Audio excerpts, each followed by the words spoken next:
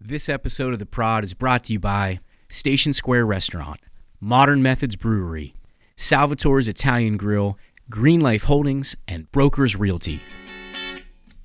Ladies and gentlemen, listeners, lovers, and friends, welcome back to The Prod. If you are a political candidate, if you like politics, if you're thinking the crazy thought of running for public office, okay, you're nutty enough to do that shit, this is the podcast that you want to listen to. I've encircled around me today some of the brightest minds in the state of Ohio in terms of political consulting, media, running, the ins and outs. We're going to call it Poetry, Politics, and Premeditation. We'll put a subtitle in there somewhere. That's the title of the book we're writing today, and these men are providing the chapters. Sean O'Brien, who could not join us today, who is a friend and a former client for some of us, and former associate and ally for Vince, always says Joe Rettof. But I always look at it and I want to say Joe Rettof because it's R-E-T-O-F. It's R-E-T-T-O-F. T-T-O-Toff. So it is Rettof. Yeah. But it's spelled like it's Rettof. I know, and I stopped correcting people probably by the time I was like 14 years old. Just ain't worth it. I was like correcting Sean at one point, and I'm like, dude, it's Rettof. He's like, nope, it's Rettof. And I'm like, oh, okay, good. So Joe Rettof, RT Consultants out of Columbus. Mr. Vince Peterson, Economic Development and Special Projects Manager for Warren Redevelopment and Planning, and past Democratic candidate of the 64th District in the Ohio House of Representatives. And Mr. Danny Thomas Jr. and Associates. Because that may not mean anything to those who don't follow the local political landscape and in the state of Ohio, you know, your elevator encapsulation pitch of exactly kind of what you do experience-wise, because then we'll start really getting into some nuts and bolts. RT Advisors was founded a decade ago this February. My partner Bridget Toops and I founded it. We had both worked for various candidates and organizations and campaigns, the Democratic Party of Ohio. And so we decided to go into business together, start picking up clients. We're basically an all-service campaign consulting firm. So depending on your budget, if we can do everything for you, or we can build a team for you, everything from fundraising to writing budgets, digital media, design work, politics, telling you how to avoid the landmines, who's whom, where to go, etc. We just help people get through campaigns start to finish. And it's not like your U.S. Senate or gubernatorial candidate per se. It's mayors, it's people running for state representative, it is county commissioners, county auditors, state senators, just a varying gambit of folks around Ohio and kind of across the Midwest. Awesome. That was a good encapsulation of RT Advisors. Vince, how'd you get into politics? Vince is a return, I know this. Vince is a return guest. So, Prodders, if you were in season 3, or if you haven't listened to it, you can go back and listen to his first episode. Take it away. Yeah, so I started my professional career in law enforcement, actually, and kind of moved from there just in the community service world, and somehow got involved with Congressman Ryan's office. During that time, worked with him in a multitude of different things, from field rep to working with constituents and dealing with their problems. And I kind of fell in love with it. You know, you fall in love with the feeling you get when you're helping somebody, and then you fall in love with learning legislation and learning how things work behind the scenes. So I ran for office this past year. Didn't work out the way I wanted it to, but within anything, you know, you take what you can learn from it and you continue to grow and push forward. So I was looking for another job that would be community oriented, something that I would enjoy doing. I don't want to do something because I just want to make money. I want to be happy in what I'm doing. So Melissa Phillips, who's the new director over at RAP, which is Warren Redevelopment and Planning, offered me a position to work with them on their small grants and their special projects and their economic development opportunities for Warren. So I jumped at it, and am currently working on a pretty large grant for the exterior for the city of Warren businesses, which I'm really excited about. So hopefully by the time people hear this, hopefully all the businesses have applied and we've been able to help them out and continue to move forward with the city. Yeah, it's a cool project, man. I'm excited about that. Yeah, So facade work and capital signage and windows and Yeah. things of that nature, things that a lot of businesses, that's expensive stuff. And sometimes you don't put that, it's a difference between buying new product to sell or putting in new windows or new doors or whatever. And so that's a great program. It's really going to help the city. So Yeah. I'm excited about that. Yeah, me too. It's going really well. I think we have probably 25 or 30 people who have applied so far. Awesome. Yeah. Danny Thomas, he's the senior amongst us, the elder, the wisest. I wouldn't go that far. Well, The oldest. and Danny, if you guys can see on camera, I'm not sure how low the cameras go. Danny brought us some dried sausage today. So good. So if you see us kind of like passing around a bag and eating, that's what it is. It's absolutely delicious. And he actually brought us each some frozen sausage. So I'm super grateful and excited to eat that over this weekend, and it'll probably be gone in like a couple of nights. I got buddies coming over tonight. Usually goes quick. Yeah. Danny, how long have you been involved in politics? How did you get involved? And tell us, what does Danny Thomas Jr. and Associates do? Well, literally got involved in politics as a kid. My mother used to have house parties for the local Democratic candidates, and I'd go down in my pajamas and grab a handful of picked potato chips, and they'd rub my head. Hey, Lady Thomas is a little boy, and thought it was really cool at that time, and to the extent where I had a Kennedy Johnson bumper sticker in my treehouse to date myself. Which to me really got the bug watching that campaign develop. And later on, I was on a paper route, and one of the guys on the route says, "Hey Dan, can you put together a lit drop for me? I'm running for council here," and so basically did that. And several years later, a buddy of mine was running for city council in Struthers and says, I could use a campaign manager. Why don't you come on board? So I did. And that really started me progressing up, and I got involved with the ODP. Got to meet people like Joe Rettof, or Rettof. What is that? How does that go? I forget. I'm not the only one. No, it really doesn't matter, guys. It does matter, Joe. Oh. It does matter. Rettof people. And I got hired on a Clinton Gore campaign in '96, and basically that really got me started in bigger politics in Northeast Ohio, working for the ODP. And later on, I ended up running running the campaign for John Patterson, who was up in Ashtabula. Dr. P. What a great guy. Love him. Great guy. The guy. And after that, Mike O'Brien called me and says, "Look, I like the work you did with John up there in Ashtabula. My guy's not doing this work anymore."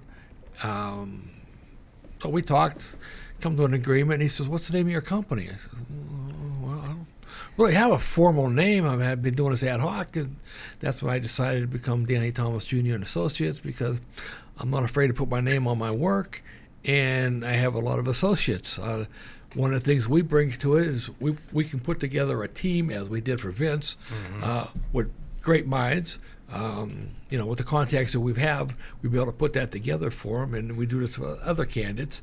And basically, most of our work now is with local candidates. We do some statewide stuff, but we do a myriad of things between basically, if I had say our strength, that would be the ground game, the field work. We also do mail, messaging, things like that. And like I said, we partner with other people who know more than me and can get things done. Lenten time or anytime, Station Square Seafood is delivered daily and always prepared fresh every time.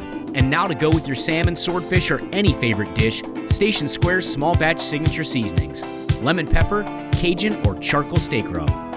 Award-winning beer with live weekly entertainment.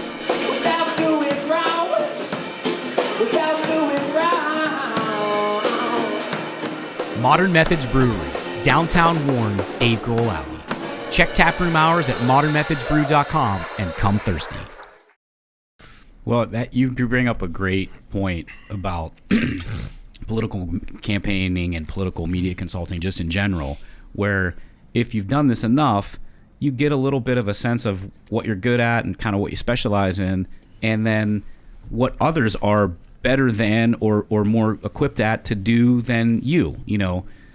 First time listeners, if this is your first time to the show and you haven't heard me talk before, Two Ticks and the Dog Productions does a lot of political work, and I work as a political media consultant, and that's how we all kind of got together. In fact, Joe and Danny and myself worked on a couple of campaigns for Sean O'Brien, and then recently with Vince's campaign. And it's a great sense of synergy and a great partnership.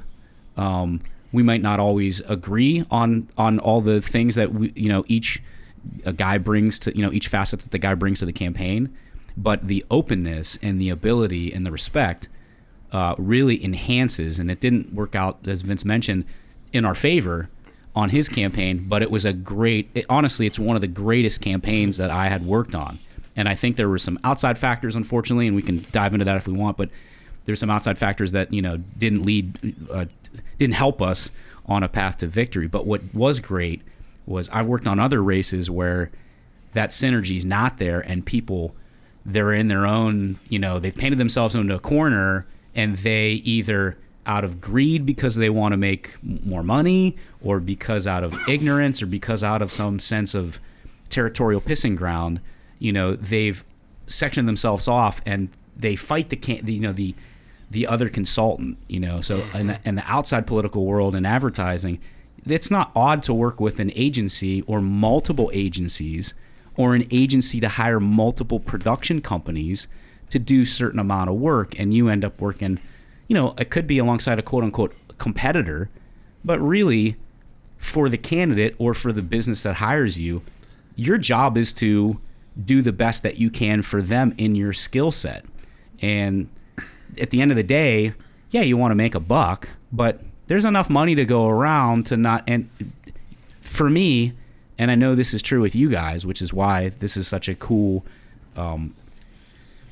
setup, is the win is more important than the money. For sure. Yeah. And so sometimes that's not the case, but that's what's great about having worked. Sometimes that's not for us. I'm saying sometimes that's not the case. That's not people's motivations. Yeah.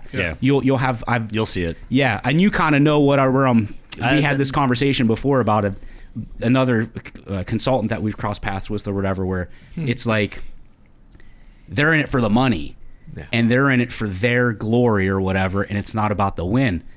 These guys are all about the win's more important than the cash. That's actually one of the first things I focus on when I'm talking about building a team and running a campaign. And to be clear, Danny actually called me.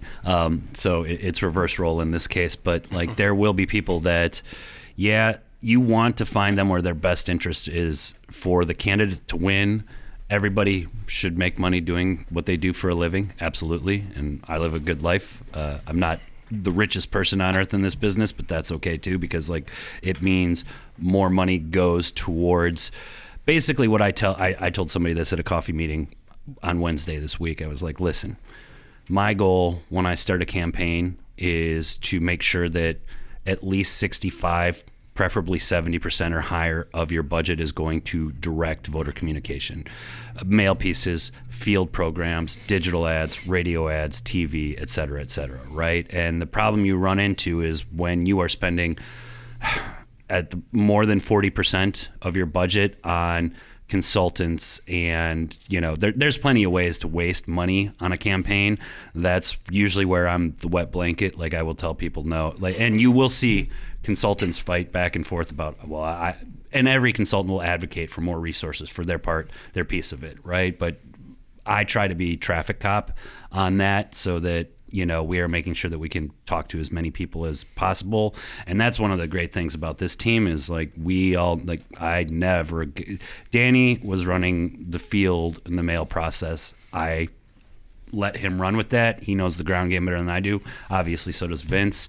I'm good at the fundraising is where I got my start. You want to run any campaign, like it or hate it, usually hate it. You got to run a campaign and pay for stuff, right? Yeah. And so I build out a budget and a finance plan.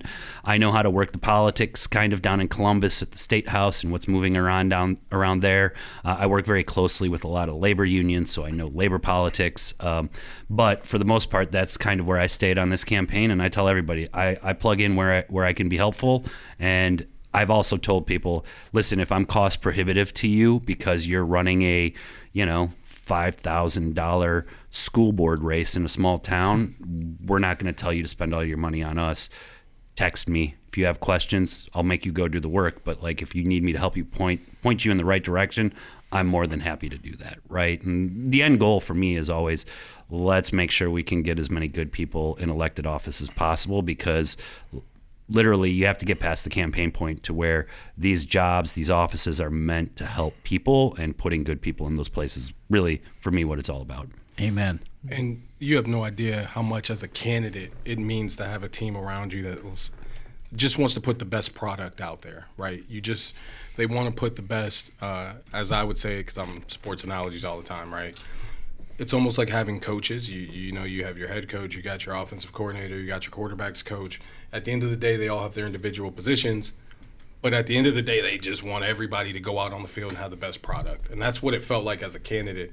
I never had to worry like what, Joe's motives were. I never had to worry what Danny's motives were. I never had to worry about what Fogarty's motives were. Everybody had a purpose, and it made my life easier, because as a candidate, you're stressed enough. It's tough. Right? Like I'm too stressed to have to figure out, okay, who's doing what with the money we've raised, who wants more like, I'm already stressed out. And during the campaign, I thought I handled stress well at first, but the closer you get to the day, right, and the more stuff happens, and the more, I got to the point where I was like not checking social media anymore. I got to the point where I didn't want to read the news anymore, because I was like, I just can't take it. And I needed people around me to kind of be that shield of like, no, we got you, we're moving forward. And that's what this team was.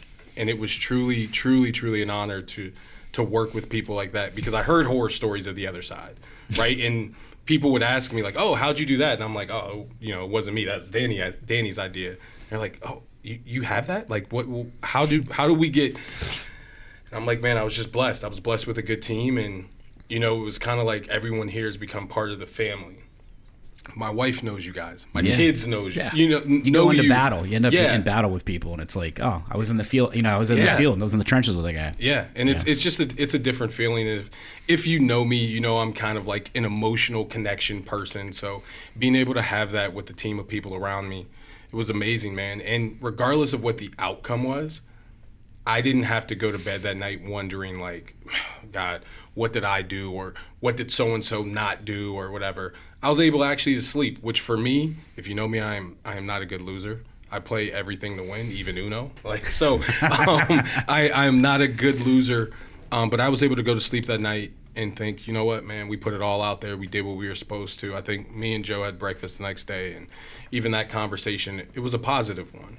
And being able to take that from what we've all done, it's an honor, man. Well, I want to define it too, because not every race is as tenuous and contentious as the race that you were in. You were in a very heated race.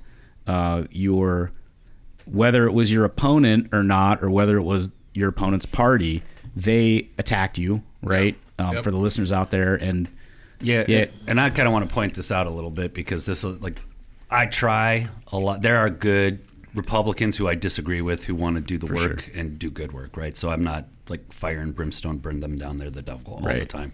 I do disagree Which with is why you and I get along so well. But I will say this. There is one thing that has happened in this state with an ongoing supermajority of Republicans. Often they will tell candidates.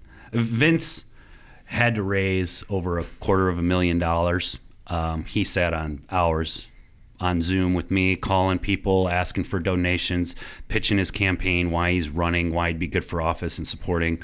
And like a lot of times, the Democrats have, because they're in the minority, and those candidates have to do all that work themselves. A lot of times, the Republican caucus from Columbus, Ohio, will say, "Hold on, we've got $5.3 million in our bank account. We're going to spread it all over the state, and we're going to put $400,000 or $500,000 into your race. Don't worry about it." But the trigger for that means the Republican Party in Columbus controls the message, right? And candidates sometimes, including in this race, think they get to avoid the negativity that is being thrown at my clients while they're just sitting there. And to be clear, Vince didn't take one shot the entire campaign. No. Amen. He was I definitely pushed him to. I definitely thought whether it was his opponent or the party that was funding, 50-60% of his campaign communications, like I definitely think he was warranted a shot back. They were attacking a former member of law enforcement for being anti-police, and this guy has literally taken murderers off the streets, right? Yeah. So, and that's I don't necessarily think that was his opponent, but when you sign on for that, like Vince was always like, my name is my name, my word is my word, and what I say is what we're going to go with. And we'd have discussions and arguments, and that's what made this a great team. But like, that's the difference between a lot of the candidates is like, if there's not always a caucus behind you to bankroll your campaign. And so like, also, you then get to take ownership over what the message is for your campaign. Because I know his opponent was definitely like, yo, I'm not saying that. That's not me. And Vince is like, I don't like what you're saying about the hard work I did in these dangerous streets and talking like I'm the polar opposite of it. Yeah. But also, I'm never going to punt on what I say. And I definitely think that when other candidates try and punt on that because they're more than happy to take hundreds of thousands of dollars from some no-name caucus 200 miles away to fund their campaign, no, you have to own some of that too. That's Amen. just the way it is. Yeah. And that's one of the good things about having Vince as a client was the fact that a moral man who stood up for his beliefs and he stayed true to them. Because just like Joe, I had the conversation with Vince. Look, Vince, we can't keep taking this shit. We got to fight back. Mm-hmm. There's ways to do that where you're not being overly aggressive, but you get your point across to other people. And no, that's not the kind of campaign I want to run. We've told them from the beginning, look, you're the candidate. Our job is to take your ideas and make them presentable and make them palatable to people out there, whether it be in social media, whether it be in the media, whether it be in mail, whatever that case may be. It's still got to be true to the client. Yeah. And I think that's one thing we all agreed on that we were going to do, especially with a guy like Vince. We did the same thing with Sean, knucklehead that he could be sometimes. I love him. Judge O'Brien, Yeah. great man. Love hanging out with him. Yeah, he was supposed to be here. We miss you, buddy. miss him. He would have probably my guy. sucked all the air out of the room and been talking most of all. So I do want we'll to have him say back. one more interesting story about the messaging and how Vince chose to stay positive on his campaign. So like you guys all live here, right? And you all know each other, and obviously Vince is a very moral man, as we have been discussing the entire time here. He doesn't swear, Honorable. doesn't drink a whole lot. Yeah, like what's the matter with him? we're gonna put him in front of the camera, not us, right? But but one of the things he did say to me that I remember, he was like, Joe, listen, my life goes on here after this campaign is over, and so I want to make sure I leave it all on the field, but in a way that does not hinder my reputation of what I have built over time. And I was listening to that, but I pushed back on him. But the one person I didn't know before this campaign at all was Pastor Vince Peterson Sr. There you go. And so everybody was always talking to me about Vince Peterson Sr. and this commanding presence, fatherly figure that he is, like, to the community, right? And I'll never forget, I think we were knocking doors in Niles one weekend, and we all went out. We hit our packets. I came up for the team. We went out, and so it was getting close. I think it may have been mid-October or something like that, and it was getting close, and the stress was building up that Vince was talking about. And while he was finishing up his packet and knocking a couple of doors, Mr. Peterson calls me over, and he's like, so, Joe, I want to talk to you. And it's right outside the car door, parked down the street. He was like, I trust you. I see what you're doing. I don't want you to do anything that would steer my boy wrong. And I was like, I have now felt the fatherly preach of Mr. Vince Peterson Sr. And I went to Vince right after that. I was like, I now know what everybody is talking about, because you listened to the man. You did. Presence. Yeah, The yeah. presence. I mean, but you walking into a campaign, one of the most important things I've taken from this, and I've probably told 4 or 5 people who are interested in running for something one day, you have to know yourself, right? Yeah. You have to know what you're comfortable with.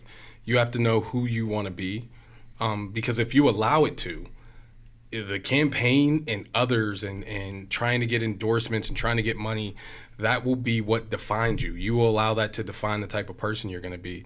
So when I came into this, kind of having that conversation with my dad, to be honest, my wife and my dad were the first people that I had a conversation with when, like, dude, I think I'm going to run. Having those conversations with them it kind of came down to the same thing of like, Vince, don't change for others. You haven't changed. Like I wasn't the guy when other people growing up were like getting high and drinking and stuff. That's not me. That's not my personality. That's not who I wanted to be. So I've always kind of stood on my own 2 feet. So when I entered this political world, I understand on my own 2 feet. And regardless of what you say about me, and there are times, yes, I would love to respond. I'm competitive by nature. So like when you come at me, my first reaction is to meet force with force, right? But I understood, man, that this was bigger than that. And even if, 774 votes away, I took that loss, I wore it for what it was. But there was somebody who watched that. And I've had multiple people who came up to me. I'll tell this story, and I don't know how it would be received, but it's the truest thing that probably got me out of my funk after losing. I walk into Giant Eagle. It's the week after the loss. I'm wearing a hat and a hoodie because I don't want people to talk to me, right? Because I'm like embarrassed still, right? And so I walk in. An older white gentleman says, "Hey, are you Vince?" And I'm like, oh my God. Like I know he's gonna bring up, I hear you hate police or something crazy like that. And like I could just feel it. And so I contemplate saying yes or no.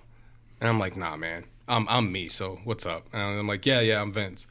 And he goes, hey, young man, I just want to tell you, as a former Howland graduate, I forget what year he graduated. I think it was like the 60s. But, he said, as a former Howland graduate, I want to tell you how proud I am of you. And I was like, thank you. And he said, the style of campaign you ran, he said, I never heard you say one bad thing about anybody this whole time. And he said, I'm going to be honest, I'm not even a Democrat. And that stuck with me. It was like people saw it. Yes. Even if I didn't win, people saw what I wanted them to see, which is the real version of me. I don't care what party you affiliate with. I don't care what race you are. I don't care what you do for a job. At the end of the day, I just wanted the best for this community. And the best thing wasn't me trying to disparage and dog somebody just so I can get your vote. I wanted you to see me, and that's what I wanted to come across. So, man, that happening and that man, if you ever hear this, please reach out to me, because that meant a lot to me. And that was something that when my kids get older, I get to tell them that story. Right. To remain true to themselves, and that people will notice and I pay heard attention that to it. from other candidates, previous clients, all across. What a great campaign that this young man ran on behalf of himself, his family, and his community. And that's the type of politics, people are spending on these type of races, like could be tens of thousands, hundreds of thousands of dollars. When you look at a Senate race or a congressional race or a gubernatorial race, millions of dollars on a message, and people are watching and learning from watching the advertising, reading the mail pieces, and they're seeing, oh, this is the kind of campaign that, if it's a negative campaign, this is the kind of campaign that wins. Dogging somebody out, not being the guy in the interview. You go to a job interview, I always equate it to this. You don't talk about the 6 guys in the waiting room getting ready to talk to the general manager or whoever you're interviewing for. You talk about yourself. You don't talk about the people in the office waiting to get in. You talk about, I have X amount of experience, I did this, I did yada, yada, yada. That's the same kind of campaigning, and that's the same kind of, your campaign is the most, or one of the most emblematic of the message of this, the idea of this podcast, and at some point, a book, hopefully, about honor. Like being honorable in the message. And I just want to drag us back a little bit, because we're all in the know and the listeners probably don't know. Vince someone took a video of Vince. Vince's father is a pastor. Someone took a video of Vince shortly after the George Floyd murder, let's just call it, because that's what it is. Yeah, that's what it was. And took that video of Vince addressing his Vince Jr. addressing his father's what's the right terminology? Congregation. Thank you. Yeah. And someone took that, and this is how manipulative you can be when you're in, you can take a message and really fuck it up and make somebody sound like, and they tried to paint Vince as an anti-patriot, an anti-police, anti-cop. They took snippets of it and they edited the parts that they wanted out. Mind you, everything Vince said in the video was accurate, historically accurate. It was true. There was and he was he was basically venting, but in a way that was the truth. Yeah. You know, and not in a way that was like, we got to fire back at, you know, but they made it and they turned it like that. And so I've seen this in my own work, you know, even in interviewing people. You know, we do a lot of testimonials or documentary work or stuff. And I always say this as kind of a, not that we can make people like they do with some of these like videos now where they take, you know, Tom Cruise's face and they put it on Danny Glover's, you know, thing, and they talk. But I can make you say what, if I have enough tape of you or enough video of you, I can make you say whatever I want you to say if I have the material. Yeah. I just switched the context, and that's what they did. And so they made a video and it got sent around, and they tried to paint Vince this way. And then not only that, then they started hitting with mail pieces. Vince is anti this, and tried to tie them in with Joe Biden and all this other nonsense that he had. So this conversation here and this lesson that we want to share with voters and with potential candidates is, in this instance, it didn't work out in terms of a victory, but in terms of an honorable experience and something I think will prove much more beneficial in the long term to you at another time. There's something about that in winning or losing the right way, because for the 26 or 28 millions of dollars that there was another a bunch of statewide candidates running, and probably 3/4 of that money was spent on negative media against the opponent on some things that were like, maybe were issues and maybe were not. Yeah. But that's money and messaging that you're taking away from yourself. And the secondary effect is television is powerful. Mail is powerful. All these mediums, social media, are powerful. If you are putting out this, I'll call it again negative just as a general term, this negative media, you're teaching my kids, everyone's watching television. Yeah. My kid's watching this thing, and then he thinks that's a bad person, and that's how you win, by running this guy down rather than talking yourself up. Well, and unfortunately, it does work, right? And that's I would not. It can work. Yes, it doesn't always work. It moves the numbers. It can move the numbers, correct? Mostly in the base, though, the opponent's base. Would you say? And let me say this, just while I have this opportunity, just to clear up all the hoopla about the video. That's a 13-minute speech. That was cut to, what, a minute and a half. Yep. A bunch of edits. I think there were 6 or 7 edits in there. But as far as it comes to, do I love police? Man, I love my community. Police are a part of my community. My father's still in law enforcement. Aunts, uncles, law enforcement. I'm former law enforcement. Have literal people that I love to death. People I consider my brothers that are still in law enforcement that I worked with. It hurt me, right? Because it's like, dude, of all things, now I'm the anti-law enforcement guys. But what I tell people is, listen, I stand up for what's right. So I will stand up for police like I've done numerous times, countless amount of times. I will stand up for the community like I've done numerous times, countless amount of times. But at the end of the day, man, if you know me, you know what's real. And I think sometimes we've gotten too caught up in this, you know, we point the fingers. As soon as we see something somebody said, instead of going to that person, we make it out to be something it doesn't have to be. And I'll be honest, that hurt me more than anything. There are guys, you know, officers that I'm, to this day, man, if I see them, I'm going to dap them up. I'm going to hug them because I love you guys that took that and ran with it instead of coming to me. And, man, if they ask me, y'all know I ain't going to lie to you. I'm going to stand on what I said, and we can have that conversation. And that's why, man, shout out to the statewide FOP for actually having the conversation with me.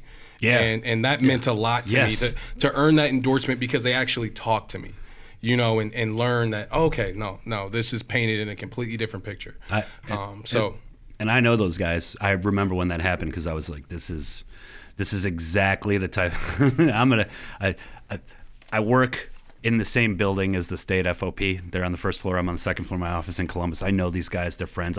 Mike Weinman, their lead PAC guy, I worked with. He was the treasurer on SB5.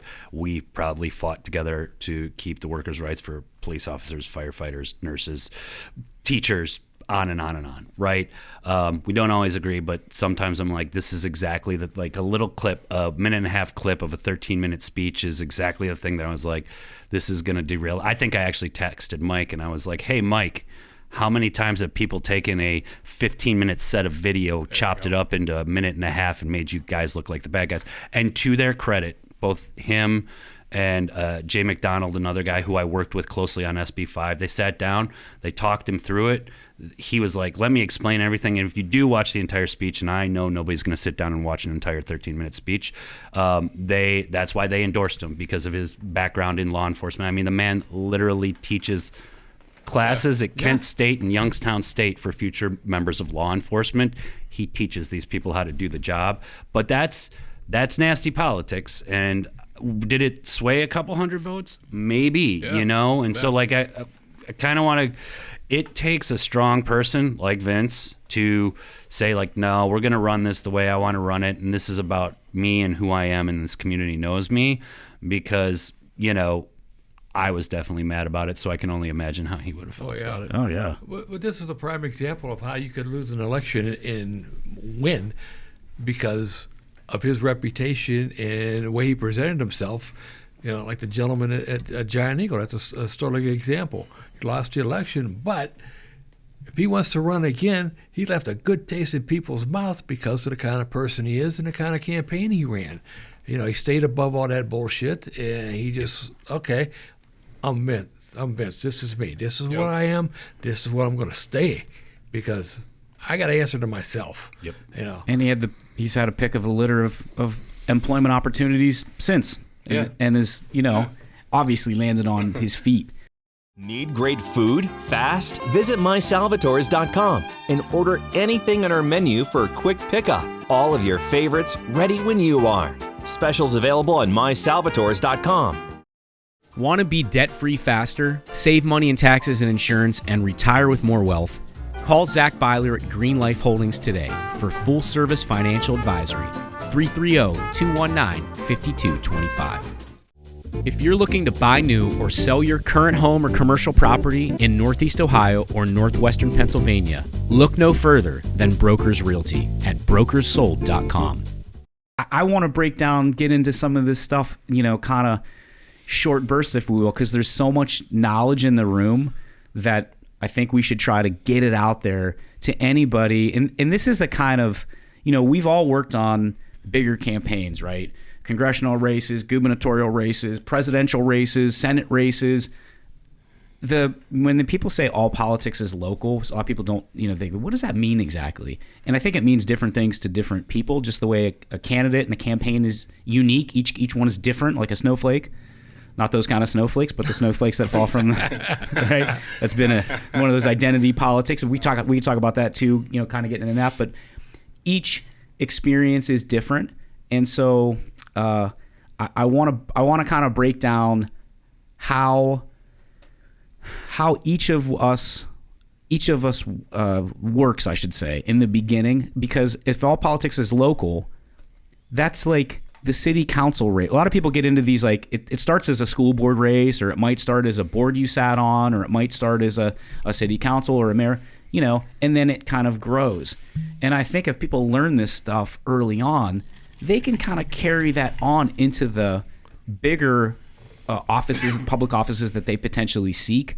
Yeah. And there's more people kind of doing our kind of politics, you know, than there's only one gubernatorial candidate per side every 4 years, right?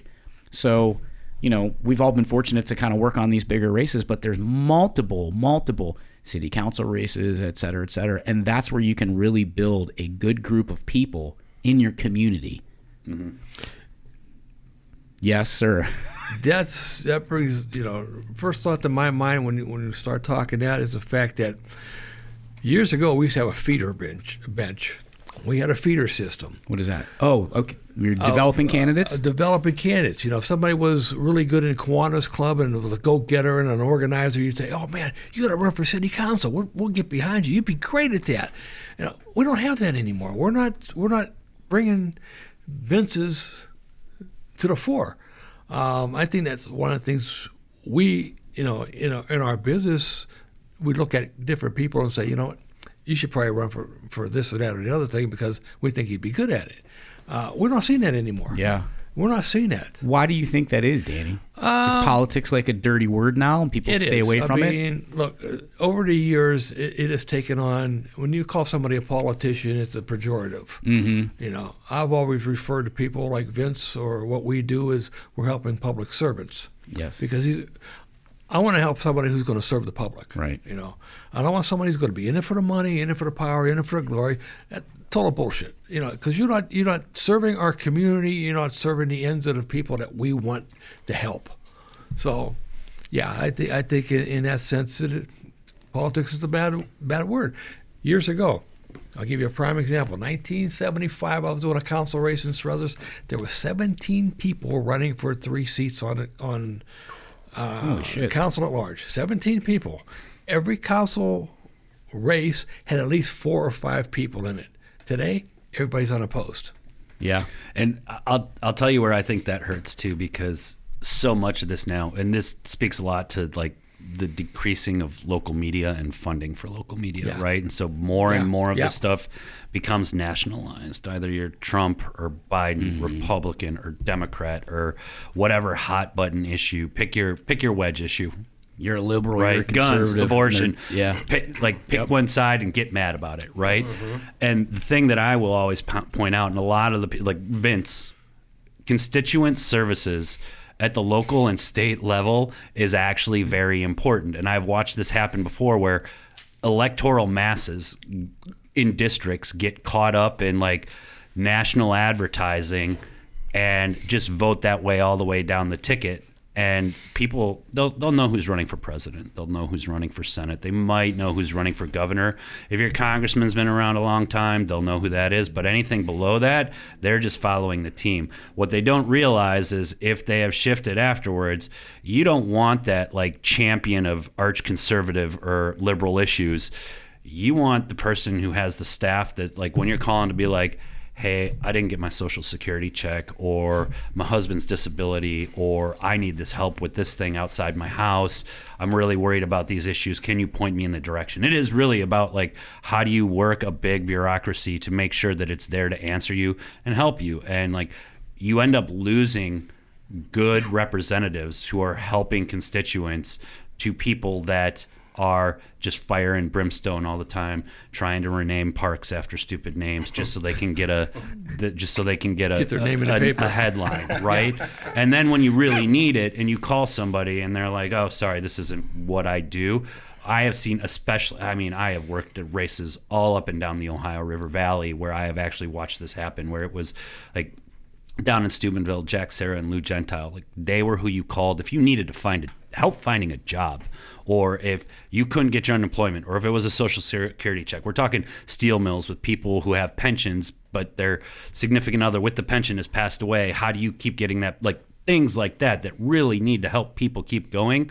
You tend to lose that for getting caught up in a national presidential race, and that state legislator just comes along with you. And then all of a sudden you have people afterwards being like, I still had people keep calling the same person they voted against, who's no longer in that office, to be like, hey, how do I get help? And I do think that's where local media can help re-educate people about the difference between running for president and Senate and running for state legislator or city council, because it's about picking up trash and making sure schools are funded, not whether we're fighting over, banning TikTok. For certain. Yeah, it's a good point. Local media. You've seen it over the years that the local newspapers would have reporters dedicated to certain communities.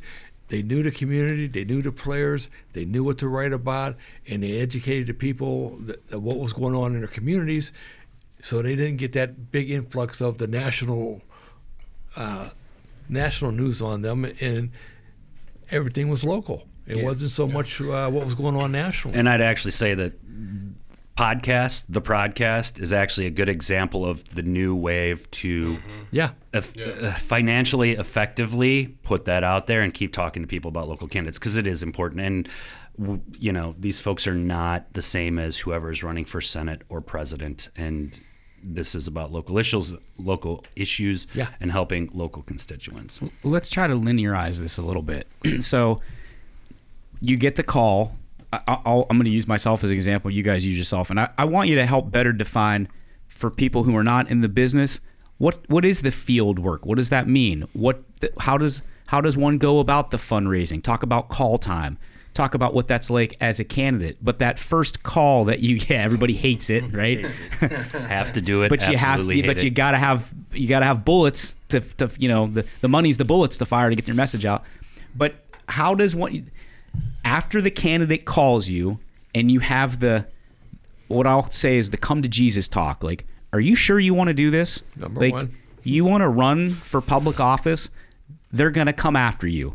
No matter, they're going to find something. They're trying, the opposition, their research team is going to try to find something that's to exploit, right? Yep. You sure you want to do this? They're going to talk about your family. They're going to talk about your friends. They're going to talk about something you did in high school or college or, I always ask candidates, you have any DUIs? Were you ever arrested? Were you ever, right?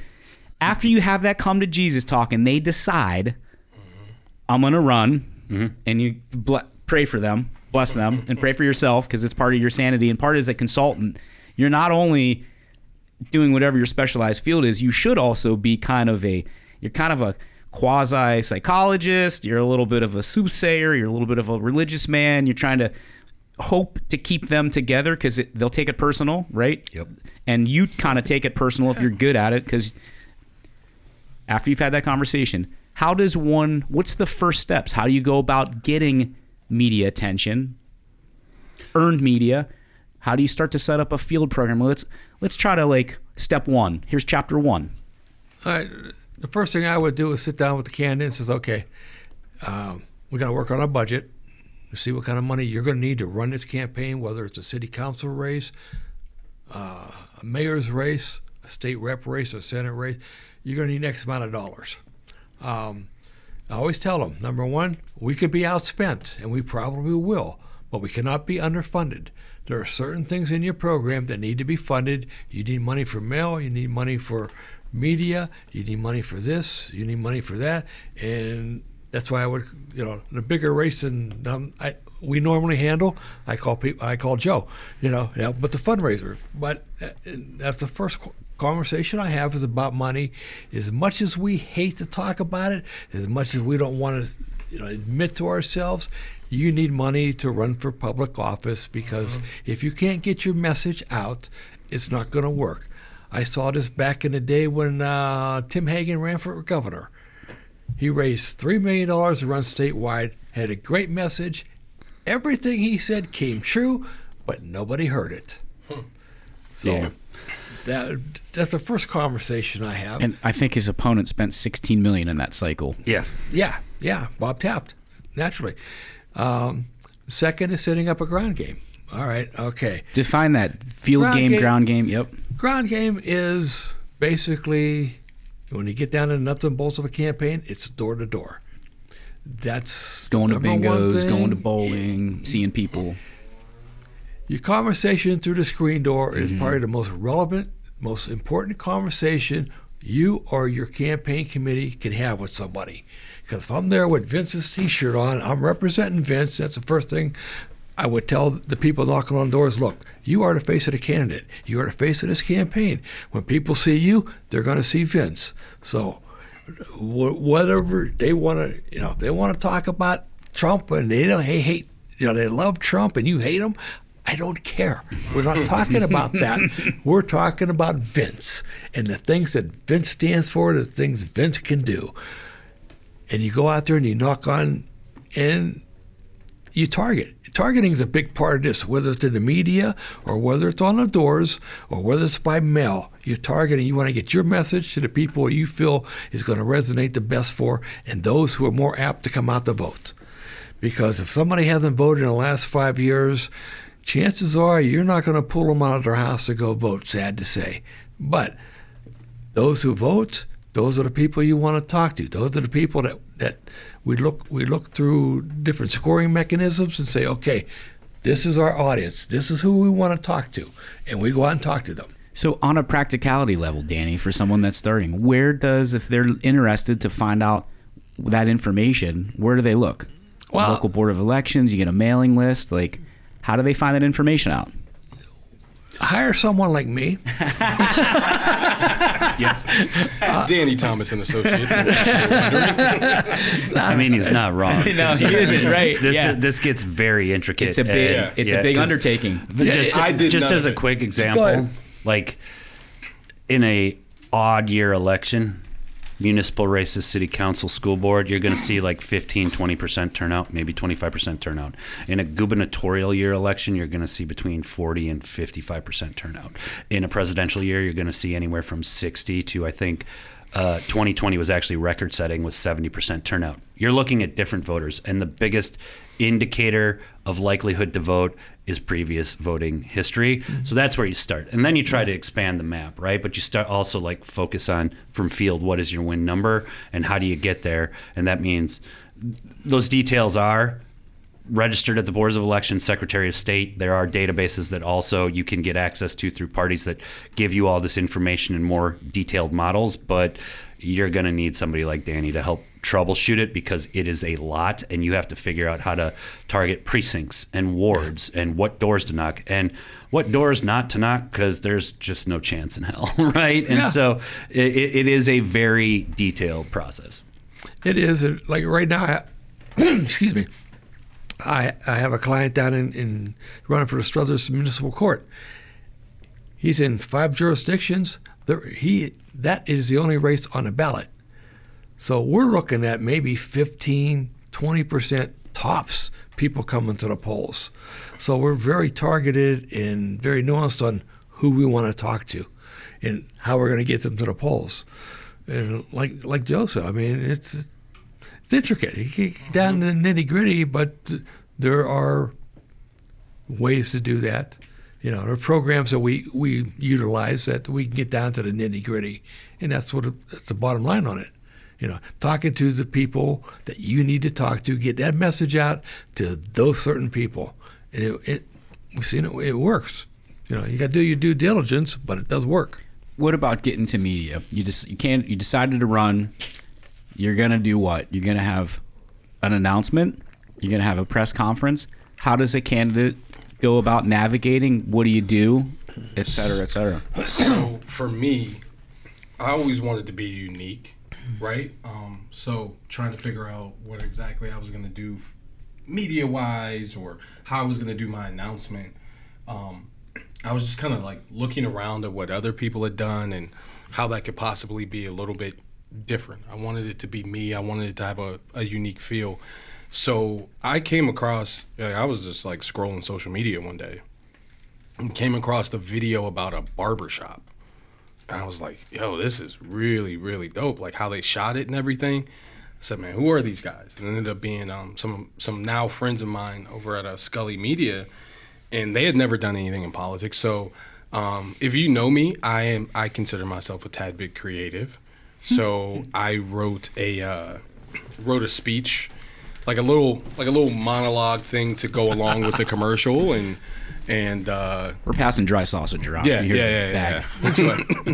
So I wrote this little like monologue to go with a commercial, and then I just envisioned some shots in my head, and we went out and shot it, and I used that as my my announcement speech. Hold on, we gotta pass that back over here. Yeah. My bad. I started this. What am I, an orphan? And then after that, it's just like contacting people. By that time, I'd already talked to the party, and I'd already talked to some entities to be like, hey, I'm running, just trying to get my ducks in a row. I'd already raised some money quietly, you know, so that I'd have a little bit in the account. How much did you have?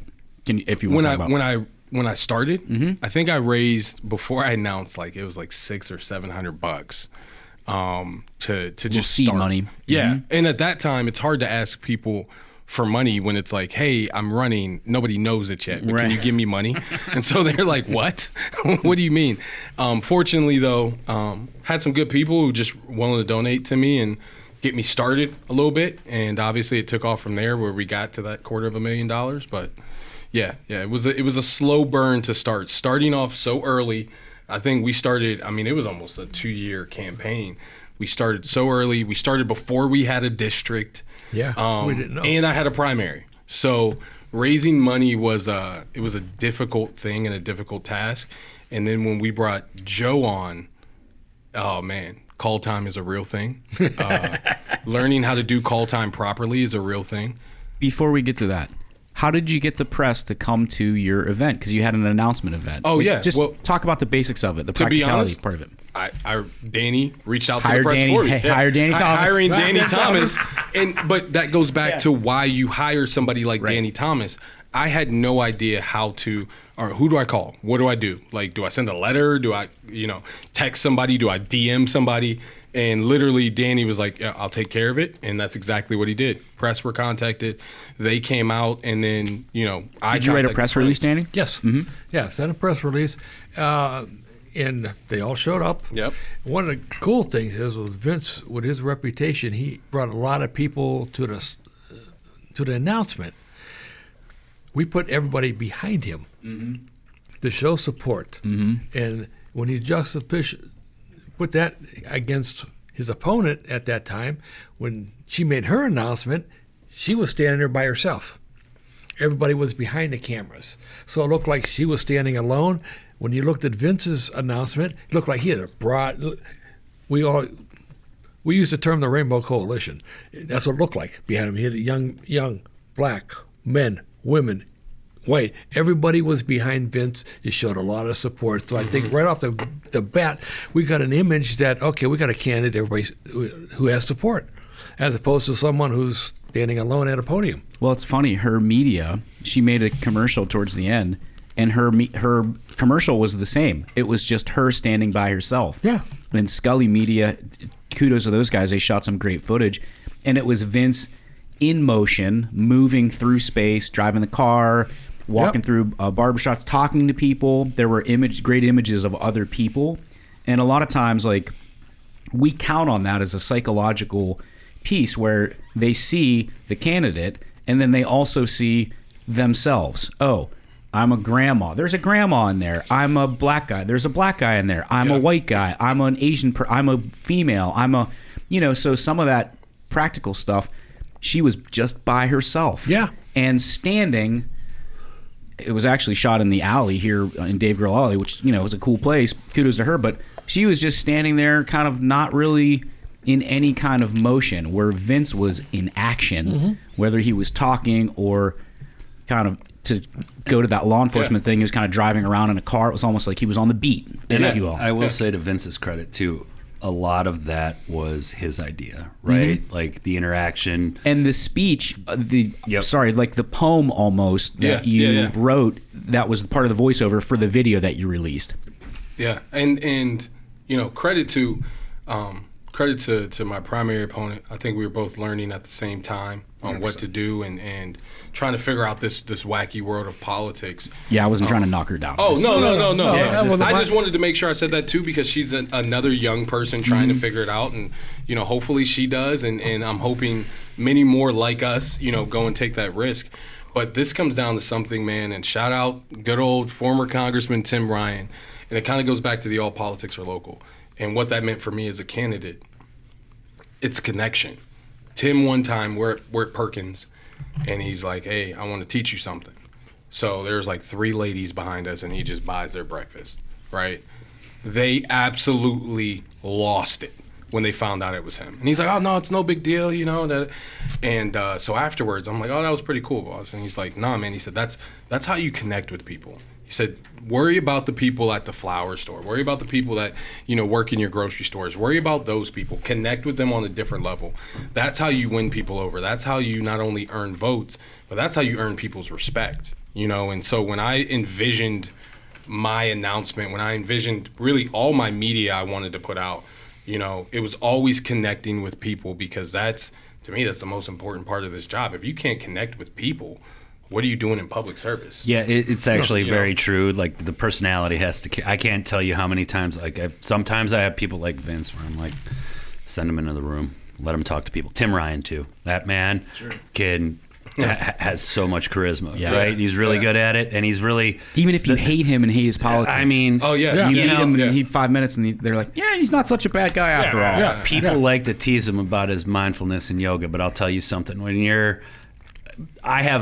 thing that a banner I hang up across my the back of my desk that says "Don't read the comments section," because when you're in this business, like, you are being attacked on TV, in the newspaper, on social media constantly, right? And you need to, like, really be able to focus yourself on whatever it is, get that workout in, make sure your mind's in the right place, stuff like that, because there are people constantly coming at you, right? And if you can still remember to just be you, be charismatic. Not everybody has the charisma that Tim or Vince do, and that's actually a lot harder to work with, because at the end of the day, it is about going into that room and just talking with people. And I can't tell you how many candidates I've had that are just sitting up against the wall, and I'm like, yo, you need to go shake every hand in this room. What do you do when you get a candidate like that? When you have somebody that's more of a brainiac, or more of a, there might be socially awkward or whatever? Yeah, so I've had, and some brilliant candidates, or brilliant legislators, I might say, by the way, that are very much that way. And not everybody's gregarious, not everybody's affable. Right, and so if you're a natural introvert, like, I'm usually the one who tells them, like, yo, you need to get out there. I know this puts you outside your comfort zone. You're going to be tired when you get home because you had to go talk to a bunch of people. It's not necessarily your safe space. You like to research policy, but this is what you got to do. And some of them do it. Like, this is what I watch for in candidates, who's going to go out there and do the work I tell them to. I mean, when people interview me to see if they're going to hire my firm, I usually don't tell them that I'm interviewing you, too, right? Dead serious. Exactly. Like, there are people who think, like, I want attention. I'm going to get a little famous. I'm going to be on social media. People are going to pay attention to me. I'm like, yo, you got to go knock 250 doors a week. You have to sit down 5, 6, 7 hours a week with me, calling people hat in hand, asking them for the money so you can fund the campaign, making the pitch. This is not fun work. You rubber chicken dinners every night, 5 to 9 o'clock. You, like, two questions I ask every candidate when they're having this initial conversation with me every time. One, why are you running? And two, is your family on board? And I've actually had people push back on me about the family thing, and I'm like, you don't understand. Like, when you're doing this, like, somebody else has got to watch the kids at night while you're running all these things. Oh, shout out to Shanice too, by the way, because one of the things I try to do is recognize talent of the team. And Vince is okay at Twitter, but the natural talent for social media, I think you brought me on in January 22. By about March of 22, I was like, yo, Shanice is in charge of social media. And it got a lot better, right? Way better. Yeah. And so, but, like, those are the first two questions. And I watch people. I'm like, are you going to get out there and do the work? Because I know it's hard. I know it's humiliating sometimes, right? People are yelling at you, telling you what their opinions are, don't even have the right information, saw something on YouTube or on TV that you got to be able to, like, or heard at the local grocery store, someone said, oh, that guy's a piece of shit or whatever. And so that's why, like, a lot of that is about watching how they can handle themselves in the moment, because there's going to be a lot coming at you, and you need somebody. Like, one of Vince's best tests is, like, playing competitive football his entire life all the way through college. Like, you want to win. You've got the competitive spirit. You've also lost a game or two. You know how to take it with honor, go back, be like, how am I going to get myself better, right? That's what I look for when I'm talking to people. Yeah. Joe's right. I mean, I couldn't agree any more. The fact that I'm interviewing the candidate as much as they're interviewing me. Because, number one, we have to have a connection. There's something we have to have understanding right off the get-go that we're on the same page, and we want to go to the same places, and we may not agree on how to get there at first, but as long as we're got the end game in place, and the family definitely needs to be on board, because if your family doesn't like what you're doing, believe me, it's going to be a tough grind. It ain't going to work. I'll tell you right now, I've yet to see a candidate who goes against his family's wishes and runs for office, because they got to go home every night and they're going to fight. I don't even know how you do it. No. You can't. I don't know how you do it. My wife was such a huge part. 100%. And she did. We had our second child during the campaign. Yeah. You know what I mean? So it was a lot, and she did it like a champ. And she knew I'm stressed out and worried about a million things. So when I came home, there wasn't, like, complaining that I had been gone or oh man, Vince, you're gone Friday, Saturday. We go to church on Sunday. Oh, you got something Sunday night.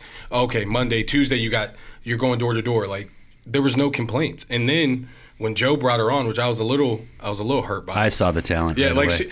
and I had no question. The bad part was she had been telling me this whole time, like, no, you're not doing this right. You're not doing this right. So she comes on the social media, and it completely changed my social media. Needless to say, she hates it now. Since I've taken everything back over, she's like, you're terrible at this. But, dude, She's not wrong. having your family on board, Yeah. having them be a part of it. My mom, my dad coming to knock doors with me. Oh, yeah. You know, the support we had and you know, cousins coming and doing things, that was everything. So without having that style of backing, and again, this also goes back to who you surround yourself with. You know, like Joe said about interviewing the candidate and Danny interviewing the candidate, you got to surround yourself with people who are also go-getters. Because in this game, if you ain't going to work hard, the people around you ain't going to work hard.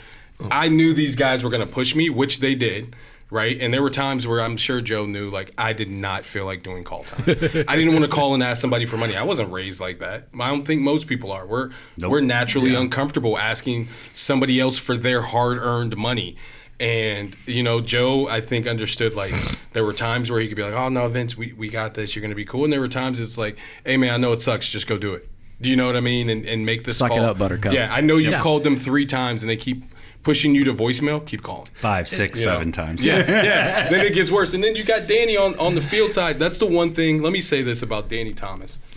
Every time we went to do field work, Danny was like on. There was never a time where I came and Danny's energy was drained. So it always made me have to match his energy. Danny never complained. It could be hot, cold. It could be a bad day out. We could only get 3 people or we could have 15 people. Danny was always the same.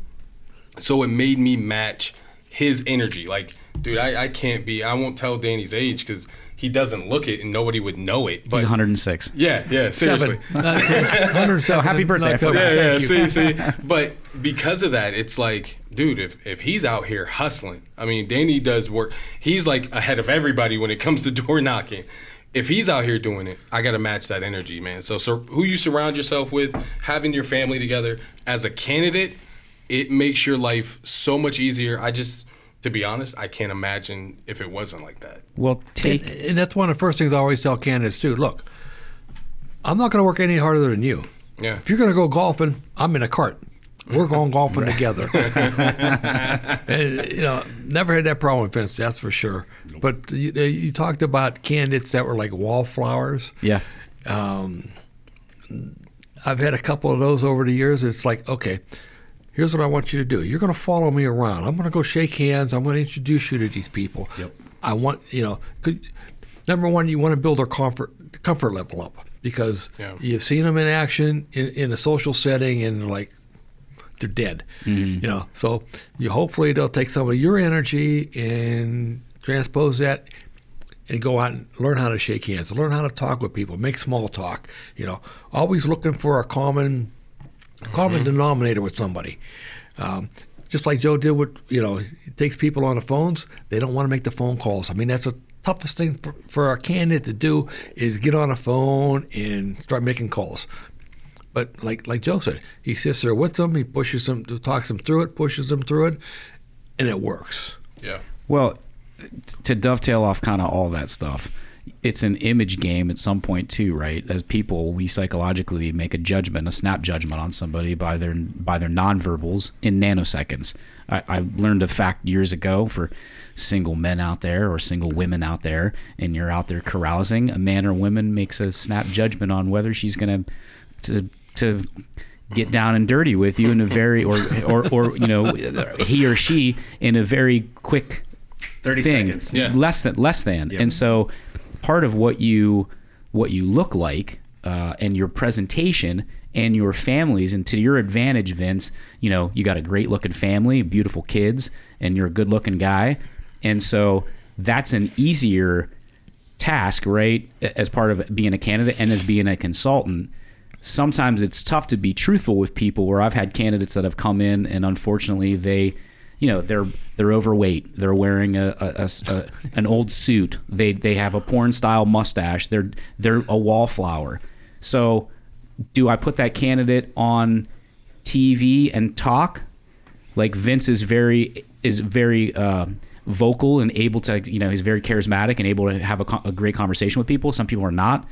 That's when you get somebody to do a voiceover, right? Or if the candidate isn't necessarily, the most, because we make snap judgments. If you see somebody and I've had to have candidates and I'd say, listen, between now and the your announcement, if you get them early enough, or between now and the primary, or if we're in between, sometimes I get hired right after the primary for the general, before we start shooting commercials or before we start taking photos for whatever, like, you have to lose some weight. You might have to go get a haircut. You might have to, that old suit that it's ill-fitted on you, we don't want to put you on a postcard or on a mail or on a handout, right? No.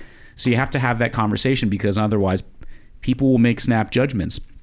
And the family, to kind of go back to that, are going to take the hits for you and with you. When they're attacking you, it's personal to you and it's personal to them. And it's great if I'll plug our all of us, if you have guys that have weathered the storm with other candidates, they've been through it. I mean, Danny's been working in politics since the fucking Stone Ages, okay?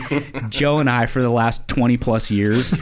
And so, we've seen a little bit, and credit to kind of Tim Ryan's modality, where let's not react to this right away. They're coming after you and they're calling you everything but a good person. You're the biggest. He's this, he's that, she's this, she's that, she did this, she did that. You're gonna take it personally, and the advisor or the consultant needs to have the sense and wherewithal to, hey, take a breath. We're not gonna react to this right away. Yeah. Let's sleep on it. And then the family, and kudos to you, because I know there were times where Shanice was like pissed off, and I'm sure your dad, but that's who I was more worried about the entire time than Vince, because I was like, Vince is centered, he's got himself here, he knows how to handle this stuff. But like, when you're the wife or the father, that's where I was actually like, I need to make sure you're checking in with your wife and your father, make sure they're in a good spot, because there was some dirty stuff going on, and that goes on in the campaigns. But I mean, it hurts the family sometimes a lot more than it actually hurts the candidate. Always. And this is a cautionary tale to anybody who wants to run for office. It's going to be tougher on your family than it is on you, because a lot of times they're going to hear all the bad shit that you got to go through. They don't get to see all the good things, all the nice people you're going to meet on a campaign trail, all the people you're going to run into that are really like gregarious, really like with you, or even if they're not with you, they're still decent to you. They don't get to see that. They're going to see the bullshit you got to go through. They're going to hear, the stories at the grocery store, and at the beauty parlor, what have you. So it's always, that's the first time we thought, I had my wife who went through like hell with me when I ran for office. When she sat down with Shanice at a fundraiser thing, actually for Sean. Yeah. And I think that kind of eased her mind, because she got to hear it from somebody who's been there. And I think that's very important, and people need to know that going in, that it's going to be tough on the family. The slings and arrows. It's really tough. It's really, really tough. And I mean, credit to Shanice and my mom and my dad and my sister. I definitely worried more about Shanice, my mom, and my sister than anything, because I knew how they internalized it and how protective they are of me. And I know my dad is protective of me, but my dad is who I learned a lot. Who I learned a lot of how to handle this from, right? But what it came down to, and I'll be completely honest and very transparent with you. There was one time during this campaign that I will say I actually cried. I got in my car. Shanice had called me, and she felt like, the video was out, and there were some people who were treating her different, and I could hear in her voice how hurt she was, and I was like, babe, I'm so sorry. Like, sometimes I don't want this for you and everything. And she was like, no, like I feel bad for you. Like, I know I'm going through it, but like, I know this has to be wearing on you, and I just want people to know the type of man you are. And I could hear her getting choked up, and she was like, all right, I got to go. And I got in my car, and I just put my, my head in my hands, and I started crying, because I'm like, God, why am I doing this to my family, right? And it was such a moment for me that, I didn't know which way I was going to go, man. Like, I was debating on, like, dude, do I keep pushing this, or do I just kind of go, this ain't worth it? and we went door to door same day. And I met so many people. It was like God was like, sent me a message, like, no, you're on the right path. I met so many people that were so positive and showed me so much love. And it just was like a quick reminder of like, dude, whatever's going on in social media and whatever people say about you, there's a million other people who love you, who care about you. And so I went home and specifically, like in detail, was like, hey, Shanice, I met so-and-so today and this is what they said. And because just the same way I needed that, your family needs that, you know? And my dad, who went door to door with me like all the time, he got to see that, but my mom didn't. So we would go out of our way to like try to really show the highlights and show the love and support we got. And even after the loss, you know, my wife took the loss harder than me that night, I think. You know, she was like devastated, where I knew immediately, all right, I got to call Nick. I got to thank everybody who came. You know, my mind instantly goes to like, okay, how do you process this, right? So I'm doing all of that, and she's devastated, you know, and when we get home, she's still devastated. And, you know, we had the conversation of like, I was like, babe, man, we did everything we needed to do. I mean, you were perfect. I mean, people literally think I'm running my social media or asking me like who I'm paying to do it, and I'm like, I ain't paying her. I mean, you know what I'm saying? I ain't paying her. I get this for free, you know. But like, we did everything. Like, you were amazing, and people now approach her because she's an introvert. Nobody really knows that. But my wife does not like going out and talking to people. But she had to during the campaign, and she did it, and she did it so gracefully and so phenomenally, man, that people now approach her, and she's like, man, you know, somebody met me, you know, 6 months ago, still remembers me and has this warm feeling about me. So, you know, to anybody who's thinking about running, when you bring your family along, don't just bring them along for the ride, but try to get them involved, and even if it's something small, like, hey, you know, I want to take you to this event where you know everybody's going to be friendly to you at. You're a Democrat, you're going to a Democratic event. Take your wife with you, take your husband with you, so they can feel that love that you get to feel, that they, you know, they read the social media post. I stopped reading social media. My wife read every post. And, you know, there's a couple people, they should be very lucky that I was like talking her off a ledge. She was like, oh no, I know. I'm like, babe, we gotta keep it calm. We're all friendly over here. Yeah, and that's, if I could real quickly, because I don't want to, there are good things that people learn on the campaign trail. How a city works, how a county works, who's in different places helping different people, who can account. Like, a lot of politics is networking, and that's not a bad thing. Like, certain people have ability, access, training to get certain things done.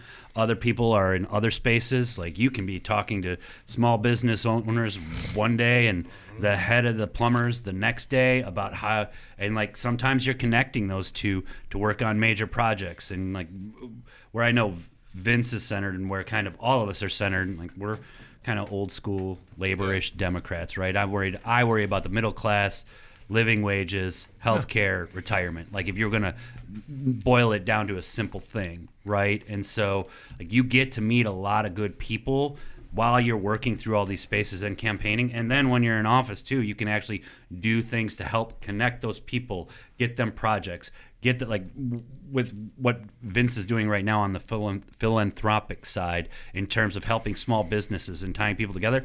A lot of that's going to come from all the people you met on the campaign trail. There are positives there. You do take away experience. You do get to know your community better.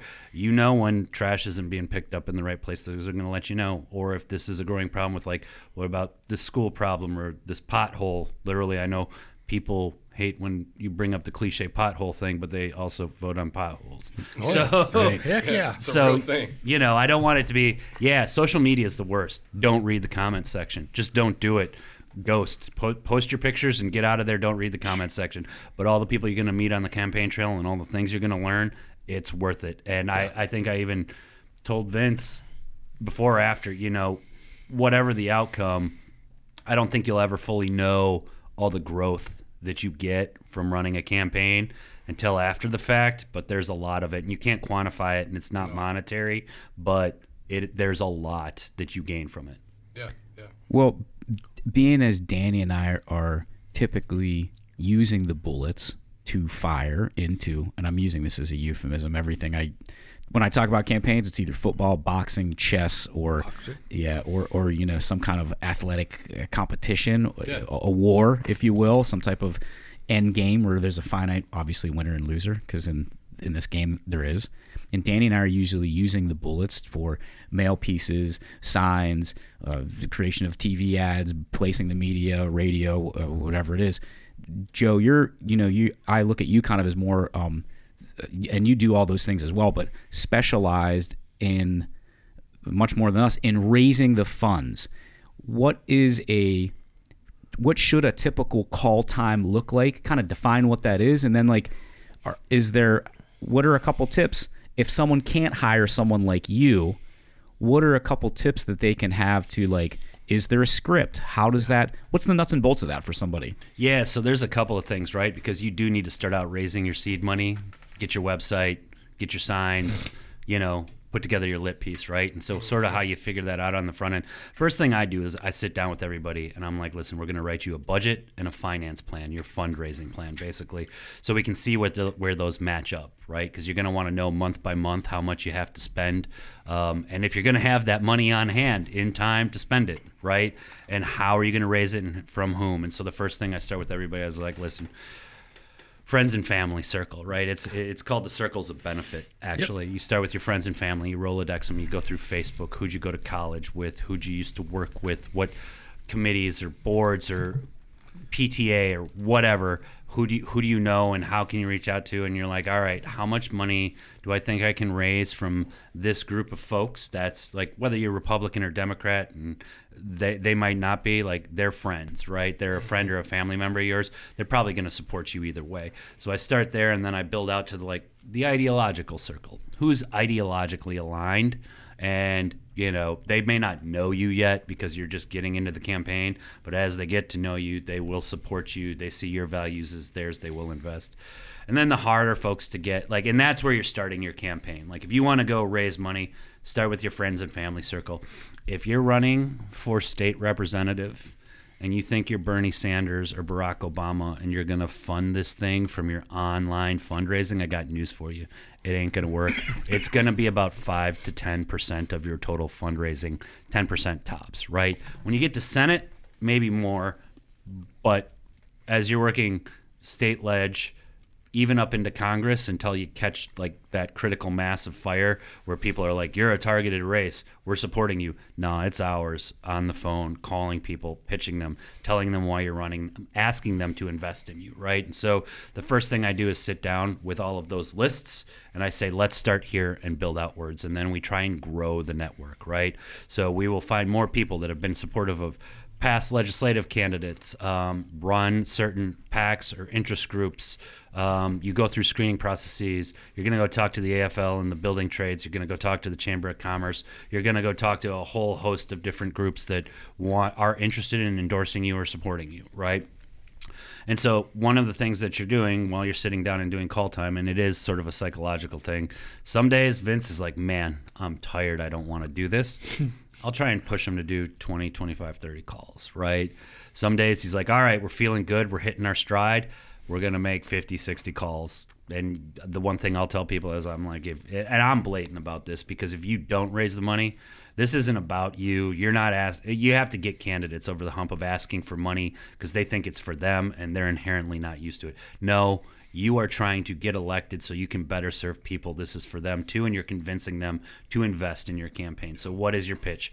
Why are you running? That first question I ask every candidate. Why are you running? You got to know that in your heart so you can tell other people, because they feel your vibe. They will they will make investments on whether they believe in you, but also whether they think you can win or not, right? And do you have that confidence in yourself and why you're there? And, every candidate starts on the front end, stump speech is kind of bumpy, elevator pitch is kind of bumpy, and by the time they get to the end of the campaign, it's a pretty well-oiled machine. Yeah. But you have to learn how to do that and just keep going at it again and again. And it's then you got I'm the staffer. I'll send the follow-up email. I'll help organize the events. I'll make sure we pull together the email lists. It is a lot of ongoing work. And I'll tell you right now, and I tell everybody because I give trainings on fundraising for campaigns, 50% of all the money you're going to raise is going to come in the last 2 to 3 months. You're going to spend the first 8, 10, 12 months trying to build that critical mass so it all comes down the pipeline in the end, and you spend you spend it all in the last month and a, like 75% of it in the last month and a half too, right? So I kind of help people, like for instance, and then I'll kick it over, but we had to deal with a redistricting process last year that we haven't dealt with in a long time, and there were lawsuits, and legit, we didn't even know what Vince's district was or who he was running against until I think it was the first week in June, 5 months before an election. That was an entire debacle I don't want to go through again, but like in the process, I was telling Vince and Danny, like, there's money here. We're making the calls. People want to support you. They're just waiting to see what is going to happen with these maps. And then I think legitimately 40-50% of what you raised probably came in because your primary was the first week in August, and then by the time we got into September, you won that primary by like 40-50 points, something like that. I'm gonna throw that in there, but like that was a ground game. I credit that all to Danny and Vince going out and knocking every day, because that's also the hard work. The two hard things are sitting on the phones with me and raising money, and then going out every night 5 to 7:30, knocking on doors, cold, rain, hell or high water, you're out there talking to voters. And that is that if you have 10 conversations a night in a primary with 8,000 voters, by the time you've been doing that long enough, you have talked to 30-40% of the total turnout group. And if they've had individual conversations with you and you came to their door to ask for their vote, you're much more likely to get their support. But that takes shoe leather and sore knees and walking on bad sidewalks and talking to people and getting uncomfortable with yourself, because you never know who's going to be behind that door, right?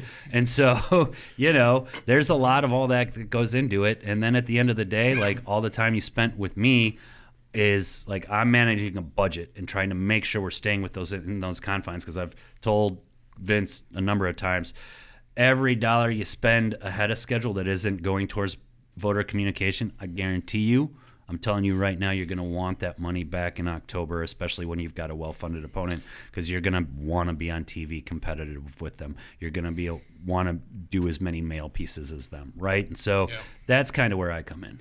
Well, I want to commend you on the usage of the word invest, because a lot of times we talk about campaign donations. It's an investment, and it's an investment to, as a voter, yourself and your, if it works properly, your ideologies and your, all that stuff. And it really is. I think that's kind of neat not neat. Gee whiz, it's neat, but it's neat to kind of look at it like that and use it as it's an investment. And then a practical term, because they are making so many calls. What's a standard, like, do they have a script? And is there, you got 3 minutes and we got to move on? Or I'm going to have a conversation with this person that's more important. How do you navigate that? It depends on the person, right? Sometimes people are like, I actually, like I've said before, Vince is an extrovert. He knows how to talk about himself. He feels comfortable in that space. He's somebody I'm going to be like, here's 3 to 4 bullets that for your warm-up calls, your first 3-4 calls. Remember your pitch, why you're running, your path to victory, what you're going to focus on when you get there, how it connects with that person, right? The we connecting with the other person on the line. So Vince, I would be like, hey, try this bullet point or talk about this, right? And it's nothing tricky or shady. It's just like, hey, remember to mention this highlight of the campaign or one of your policy issues, right? Other people will be like, give me a script, please, right? And those are the folks I'm like, this is going to be a little bit harder because this is personal, this is about connecting, this is about a conversation, but I'll start them with that. And then usually once they get down the road, they'll get more comfortable with it. They'll realize it's less science, more art. Don't read the script. Touch on the points in the script, but you've memorized it by now. Just go out there and have a conversation with people, right? And so it's varying degrees of who is good at this. There's one part of the script that I will tell anybody that when you're raising money. And again, the trainings I give, I probably mention this 3-4 times in every training I give. I used to keep when I got my start on a ballot initiative campaign, so that was me 4 to 7 every night calling people, asking them for $25, $50. If I got a $250 donation, I was ecstatic because I was like, dude, I killed it today, right? And like you have to get over that point of asking for a specific amount of money, literally to a point where I would put in big font behind me on the wall for whoever happened to be in the office with me at the time, would you consider making a donation of $500 to my campaign? Because literally they will go through that process. They'll get nervous. Your armpits will start to sweat. Your forehead will start to sweat. You're asking for somebody for money. You're getting ready for rejection or whatever. And you have to learn to stay silent so they can answer the question you just asked them after the fact. Yeah. So the one crutch script I have for a lot of people is make that ask here. And they will literally go through their elevator pitch talking about themselves. And they know the sentence they're going to say, right? But it is a physical crutch to look up at that wall and say, I'd like to ask you to consider a donation of $500 to my campaign. Take a drink of water so you don't keep talking because you're nervous and you want to validate what you just asked them for. But really what you got to do is sit there and wait and let them answer the question, right? Because you just asked them a question. And so that's kind of the process I go through with people when I teach them how to do this, because there's this old show called Entourage. Love it. Right? Love it. And so there's this one scene in Entourage where I think, his name's Vince, isn't it? His name is Vince. Yeah. Good solid name. Good solid, right? Great guy. So it's LeBron and Matt Damon, and they're doing some pitch on like carbon help the kids or help the environment. Matt Damon was trying to like get clean water to everybody or something like that, right? And it was LeBron calls and is like, hey, or no, here's how it went. Matt Damon calls, is like, hey, Vince, Mr. Big Shot, how much did you make? $20 million on that last movie you made? In Entourage, the movie, not the Vince sitting here with us. And I wish. And so Matt Damon's like, yeah, so you'll chip in? And Vince is like, yeah, sure, I'll chip in. So Vince sends in $10,000, right? Vince from Entourage. Turn to the cue to the end of the episode where they're both getting on their private jets to fly off to whatever movie they're shooting and whatever fancy thing they're going to. And they run into Matt Damon and LeBron James on the tarmac right about before they're supposed to split different ways. And Matt Damon is like, Vince, what the fuck? You made $20 million on that last race. You sent me $10,000. What is this, a joke? And Vince is like, man, I don't know. Like, what's a big donation? LeBron's sitting there on the tarmac with him. He's like, I gave $1 million, Vince. And Vince is like, oh, you gave $1 million? And he's like, well, okay, I'll do $1 million. It's for the environment, right? And that's my point, though. You didn't make an specific ask on you didn't set the guideline for them. He had no clue. It's not his fault, but right. You need to make that ask. And if you didn't, you're leaving money on the table. Totally. And at the end of the day, you got to go fund the campaign. And I am less for like Midwesterners are very like, we don't talk about money. We don't talk about politics. We don't talk about religion. I'll talk about all that stuff. Like, and I will help you get through the point where because it is an investment in a campaign to win, to make the community better. And if you believe enough in that, then you'll be like, this is why we need the money, because we're trying to do good things here. I think you make a great point. I'm going through this right now with our foundation, and we're doing an annual appeal. And a mistake that we made, and we had a professional fundraiser, come and look at our stuff, and we've met with her, and because we have a huge project coming up. Mm-hmm. And we put on the mail, the piece that you can mail back in, cut off, and send your check. We gave them terms, but like the most that anyone could give, according to us, was written $100. And she's going, like, guys, what are you doing? You're leaving money on the table. People could easily give $1,000, but you've already made a decision for them. Yep. So this is the reverse of that, which I think is super smart. Something else you said also, which I don't think it was the word, but we use it all the time. If it's not authentic to you, it won't be authentic to the voter. If you don't believe it, if you're saying it in the camera or on the microphone for a radio spot or a piece that you're giving out to people when you're talking to them, if you don't believe that bullet point, the voter will not believe it, and you have less of a chance of winning and getting their vote. Fun fact, I could end up being wrong on this, so sorry, Youngstown, because I know Grandpa's from here, but I think this is one of Ron DeSantis' biggest problems. He is trying to figure out how to play the Donald Trump game, and he looks inauthentic doing it. I agree with you. Donald Trump, he will say crazy things will come out of his mind. There was a shot yesterday where he was like, farmers, and now with the estate tax, you can hand your farm over to your kids if you like them and if you think they deserve it, and if not, maybe you can give it to somebody else. And you're watching Donald Trump just be Donald Trump, right? Whereas Ron is like trying to attack Disney and gay kids going to high school and just being mean about it because it's like some cheap maneuvered ploy. And I actually do think that's going to end up being one of Ron's problems, because like he looks really inauthentic when he's doing it. He's just doing it to like take the hit, and you can try that against Donald Trump. I don't think it's going to work. But also, that in this 50-50 divided world that we're in right now, that is America, which I'm actually grateful for Joe Biden. Best thing he's accomplished as president is turn the volume down, because we had some serious problems in this country, and I love my country and I want it to stay together, right?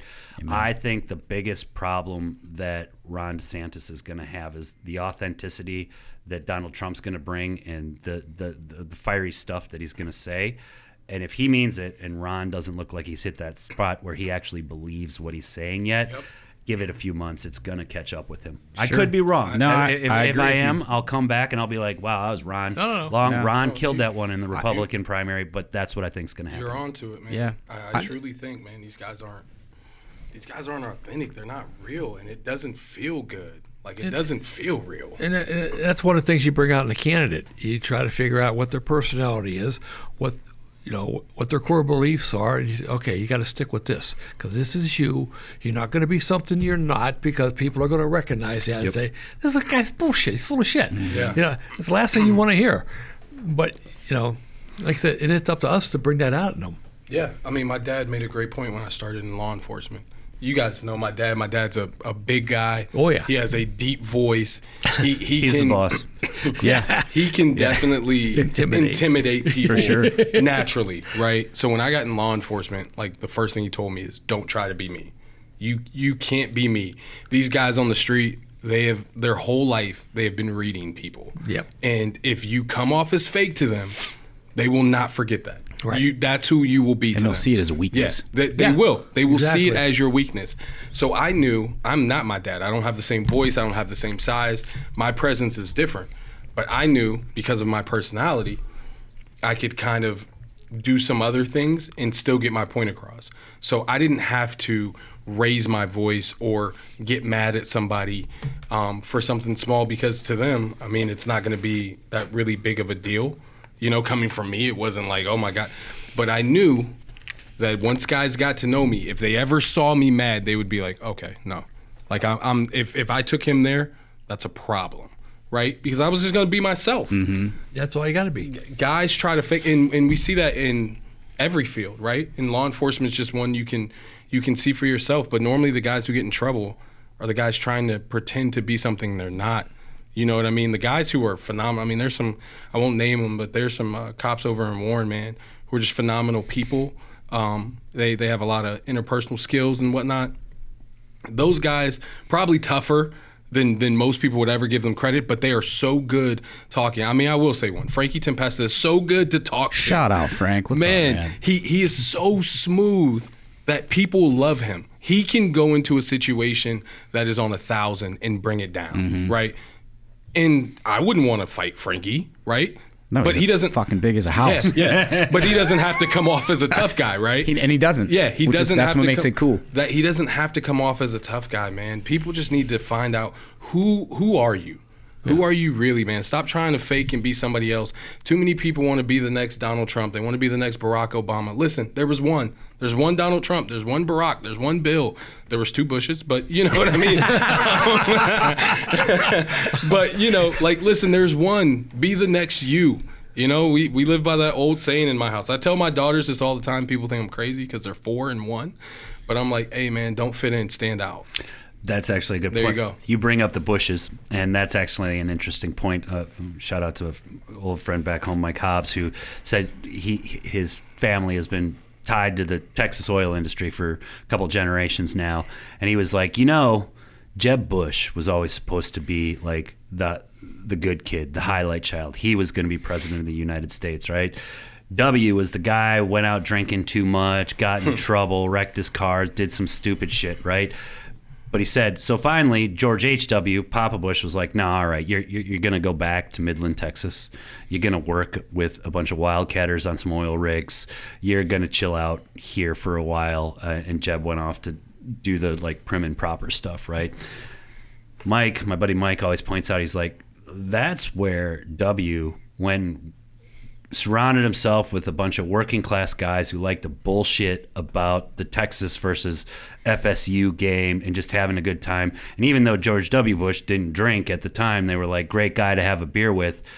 That's that point, right? There's a reason that Barack Obama was who he was. There's a reason that W beat John Kerry, and he didn't beat Al Gore, but like the Electoral College is the Electoral College. There's a reason Bill Clinton came over the top on HW and Bob Dole. And it's not because, I'll tell you straight out, HW and Bob Dole were good, upstanding fighters for our country, defended it, earned everything they got. I don't agree with a lot of their politics, but they handled it the right way. Yeah. I'd kill for them back on my opposing party these days. Amen. Right now in charge of it. But like it was a point where I'd take George W. back. Yeah. So I mean, just leave Dick Cheney at home. But. You gotta, especially when you get on that higher level, you gotta be able to connect with people, because if it is poll tested and bullet pointed and scripted, and you're gonna get questions off the cuff from the media, you better know where you are on that space and answer it legit, because I've always told people you can't poll for sincerity. One of the reasons I think Sherrod Brown continues to outperform here is like he knows what he's talking about, and you can come at him. I've watched this happen in real time in a room, not on TV, but in a room. You can come at him like you think you know your stuff, right? And so you're going to be like, "This is my issue. I want to talk to you about this, Senator. This is where you're wrong."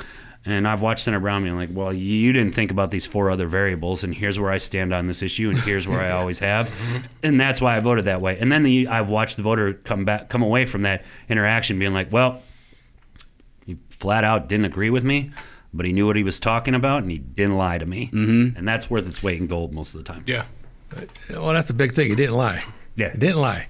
You know. Well, he wasn't trying to project something that wasn't him. He did the due diligence and knew his shit too. Right. Always. Right? I mean, that's another part of it. I think this is a great conversation because so many times we see this happen, and we just saw this in the last state election, and there's a huge shift in politics anyways, but where we're trying to play to an identity politic, or we're trying to play to a certain particular weakness in a candidate, in your opponent, what you think is a weakness, and instead of just what was your resume, how did you, if you have one, if you're an incumbent, or if you have done other things, maybe you sat on a foundation or a nonprofit, or maybe you were a Boy Scout troop leader or a Girl Scout troop leader, or whatever it is. Like, instead of talking about the good you did there and what you see future projection, you start to talk about these negative things and against your opponent, and they may not be the real message of your campaign, right? It goes back to like your campaign being you. George W., who I thought at the time was such a fucking idiot, back, and I can remember, and Tim Ryan gave a great speech down here in the courtyard, and he had throngs of people, and people were holding signs, the worst president ever. This was when Delphi and what was Packard Electric, people were losing their pensions, and there was all kind of chaos in the world. Saddam Hussein, and there was the weapons of mass destruction. You're like, it can't ever get any worse than this, right? And for us to say like, well, I'd like to take that guy back in a second, because he was, and it's funny that you say that, because I think he's a guy that you feel like I could sit down and have a beer with that dude, and he would know his shit, and he would be authentic. He's at least going to tell me what he feels, not some answer that he thinks I want to hear. Well, and that was one of the first of all, this is also because I'm not going to sit here and say I'm never done my negative campaign messaging. I have one of the biggest examples of like 2 parts. George W. Bush knew how to connect with people, but also Karl Rove swift voted John Kerry. Oh yeah. And let me reiterate something here. George W. Bush served a year and a half in the Alabama National Guard flying jets, and then he got a written statement from a senator to get out of his service early so he could go intern for him. John Kerry was a swift boat lieutenant in Vietnam, one of the hardest possible jobs you are given there. He was shot 3 times for his country defending it in Vietnam. But at the end of the day, he had a hard time connecting with voters. And while W was out here connecting with voters and Karl Rove was running the negative ads, swift boating him, the man who had taken 3 bullets for his country and was a veteran got out veteraned by the guy who got out of his service early because his family was connected. That speaks to the narrative that you drive on a campaign, and it is 2 parts, right? And that's why Vince graciously took off the I'm going negative. I'm never going to tell you I'm going to do that, because if there's a punch to be thrown and you're calling bullshit about it, like, you got to know how to answer back sometimes, because the truth, unfortunately, and this is why money's important, the truth is what you can afford to pay for it to be to the masses. That's what politics ends up becoming a lot of time on bigger races. Now, in smaller races, you can go knock doors and talk to enough voters one-on-one locally. Once it gets bigger and larger, and if you're running for Congress, like, and it's a competitive race, yeah, there's going to be shots back and forth, right? And you got to watch that. But if you can connect with people, like trying to come after Barack Obama was impossible, because that man was just a natural. Not only was he smart as hell and well read, his wife was beautiful, his kids were beautiful. He's hitting 3-point shots in Afghanistan while he's visiting the troops. John McCain's like, And I don't take anything away from John McCain. He's a hero in my eyes and has been, and I think it's a damn shame what the Trump wing of the party did to him when he passed away, right? True. But, like, how are you going to... I mean, the man drained a 3 in front of a bunch of veterans. Can't compete with that. Soldiers in Afghanistan. You're just like, oh, come on. Right? What do I got to do to top this now? Oh, well, man. I think there's a way to do it, though, right? So I'm not going to sit here and, like, preach lily whiteness, because we've gone negative against candidates, too. A lot of times, I think if you're making an accurate compare and contrast, which you do in marketing anyways, we talk about this a lot of times with our clients, is what sets you apart? Yeah. What makes you different? You're both selling pizza. Why is your pizza better? We make different dough, we blah, blah, whatever that is, right? Same thing with the candidate. So you can compare and contrast. I've done that in some judicial races. Or in Tim Ryan's congressional race, in the first time when he's running against Tom Sawyer, who was the incumbent Akron congressman. I know Tom. And good guy. You know, and he had voted against NAFTA and GATT, and we went and we made a funny. We made an ad. Actually, we didn't make it. I mean, we made it through a PAC that had hired us, right? And we made this ad, and it was like, woo! We had these little whistles. Tom Sawyer, thank you. Tom Sawyer, shipped your jobs away to China, and there was a little boat, whoop, whoop, and he shipped your jobs to Mexico. There was like a little truck with signs and people, off to Mexico. We made it in a way that wasn't malicious. Yep. Like, Tom Sawyer is the worst son of a bitch ever because he, it wasn't an attack. It was like informative. Here's how he voted. It was truthful. And we put a little comedic twist on it that didn't make it malicious. And, I think that's a better way. People got to see people talking about it. They were like, that's so funny. But we got the point across. Yeah. Comedy is one of the best ways to get your point across, too. Yeah. And I actually do. This is where I will, as you have probably gleaned, I view myself probably as more of a moderate Democrat, right? And also a lover of comedy. Like, my favorites are like Dave Chappelle. Yes, I listen to Joe Rogan. I'm an old athlete who likes dirty jokes and toxic masculinity and stuff like that, right? But like, one of the things that I have always told people is like, when people are being funny, you got to let them be funny. You got to let comedy be comedy, right? Because like, if you're the person that's just always tamping that down, quote unquote, canceling people, like, at the end of the day, you're just closing out your loop, and you need to stop taking yourself so seriously, because it is really like, if you're putting people on guard all the time, they're just not going to interact with you, and then eventually they might not like you, right? And I feel like both sides have gotten away a little too far away with this, and I attribute it a lot to the last 3 years. Like, we had COVID, we had a a lot of racial justice issues going on all at the same time. People were at home, they were out of school, they were out of work. Like the volume and the intensity was turned up, right? And like, you need to get back to being likable. Still works sometimes, and right, go with that. And I think, especially on the local level, it'll help you a lot. I think showing a contrast between you and your opponent is valid. Yep. Especially if they have a record or ideas that contrast to what you want to do. For example, several years ago, I had a city council race in Ohio, in Struthers, where one of the candidates proposed to bring in a tire recycling operation into town, which we had had one years ago that caught on fire and it burned for like 4 days. So I told the candidate, I said, look, here's what I want you to do. I want you to go up there on Poland Avenue and take a picture of all those tires. And I did an ad that says, this is my opponent's idea of economic development, and it was a stack of tires. And, to me, that was valid. I wasn't calling him a fat ass or, a dickhead. It was just like, okay, this is your idea, and I think it's stupid, and this is why. That to me, that's valid. And what, like in Sean's campaign for a judge, that. Or Sean's campaign for. No, we don't want to go there. No, we could go there. Yeah, we could go there.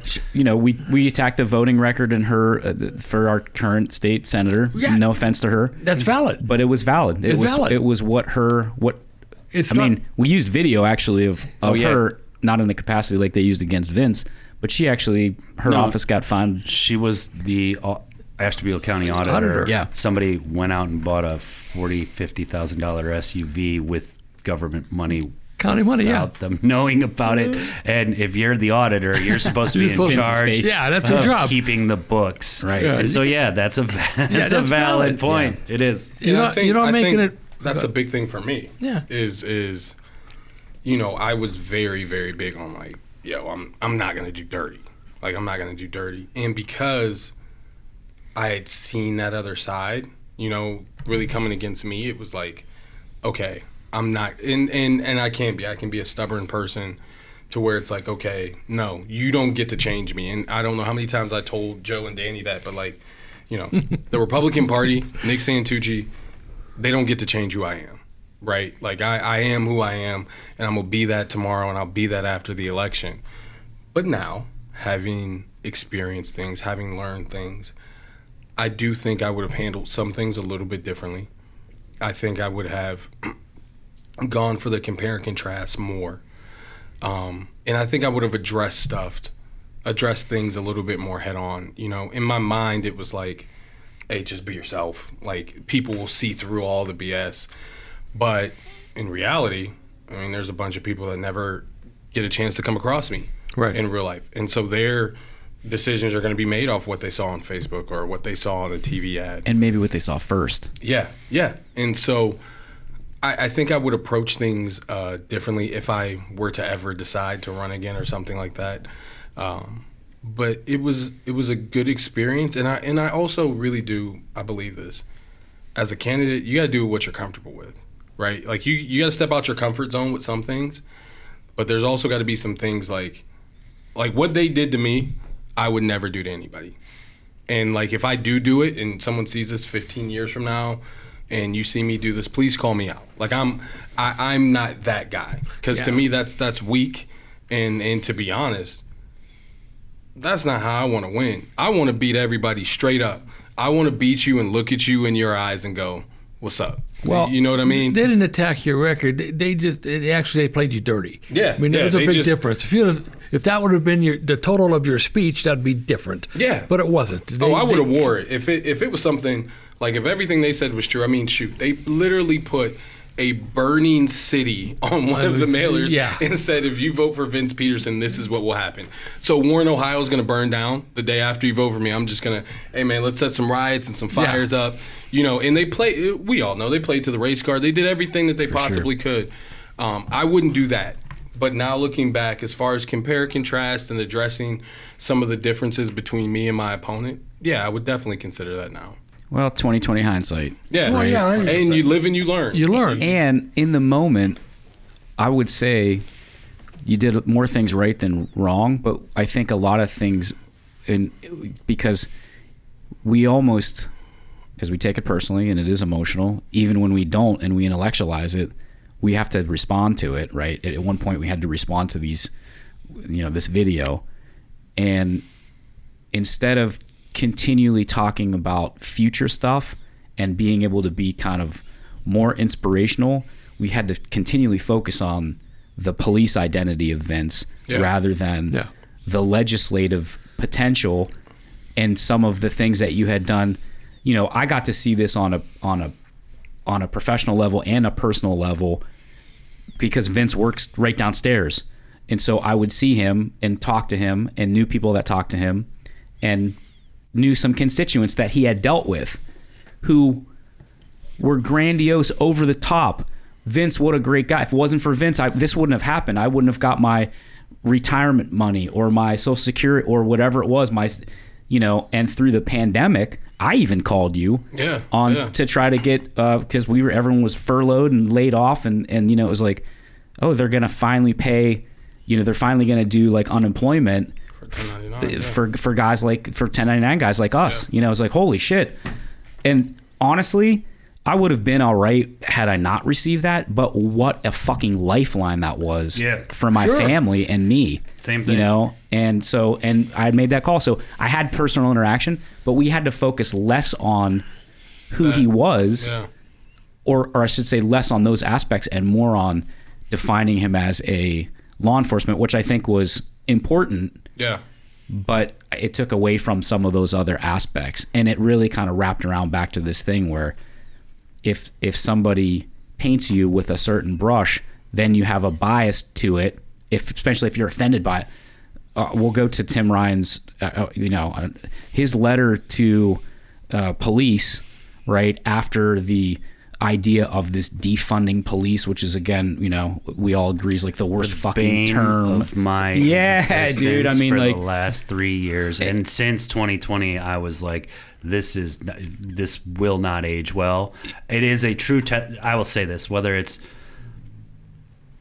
defund the police or Green New Deal, or another one, or stop the steal, which is probably actually the most important one to me, because like somebody tried to overthrow a free and fair election. I actually believe it's treason. I don't make any qualms about that, and I think it should go straight to the top. But like when you try to sloganize, and it's lazy politicking to me, when you try to sloganize something, and you're not quoting me, you're quoting Jim Clyburn right after the 2020 election, that hurt. People lost because of it, because you thought a hashtag was cooler than actually talking about some serious issues, and that caused everybody to shut down and talk about it. Stop the steal, defund the police for the next 2 years, right? Yeah. And like that takes away from the entire discourse of all the serious things that are going. Law enforcement's hard. 99% of the cops are good, but some of them make bad calls. You don't get to paint with a broad brush on protesters or police like they're all the same. But when you do, you get lazy with that, and then people running 2 years later have to spend their entire time defending it, when in actuality, one, Vince has actually made these streets safer, and two, there's a lot more important issues to talk about too, like housing and education and infrastructure and jobs and living wages. But when we go to the slogan places, and this isn't just like attacking the left, because Donald Trump is the best name caller of anybody out there, Ron DeSanctimonious, right? You will go do these lazy little things that people focus in on, and it just drags you into the mud. And then you have legitimate candidates who got to pull themselves out of it while they spend their entire time defending it.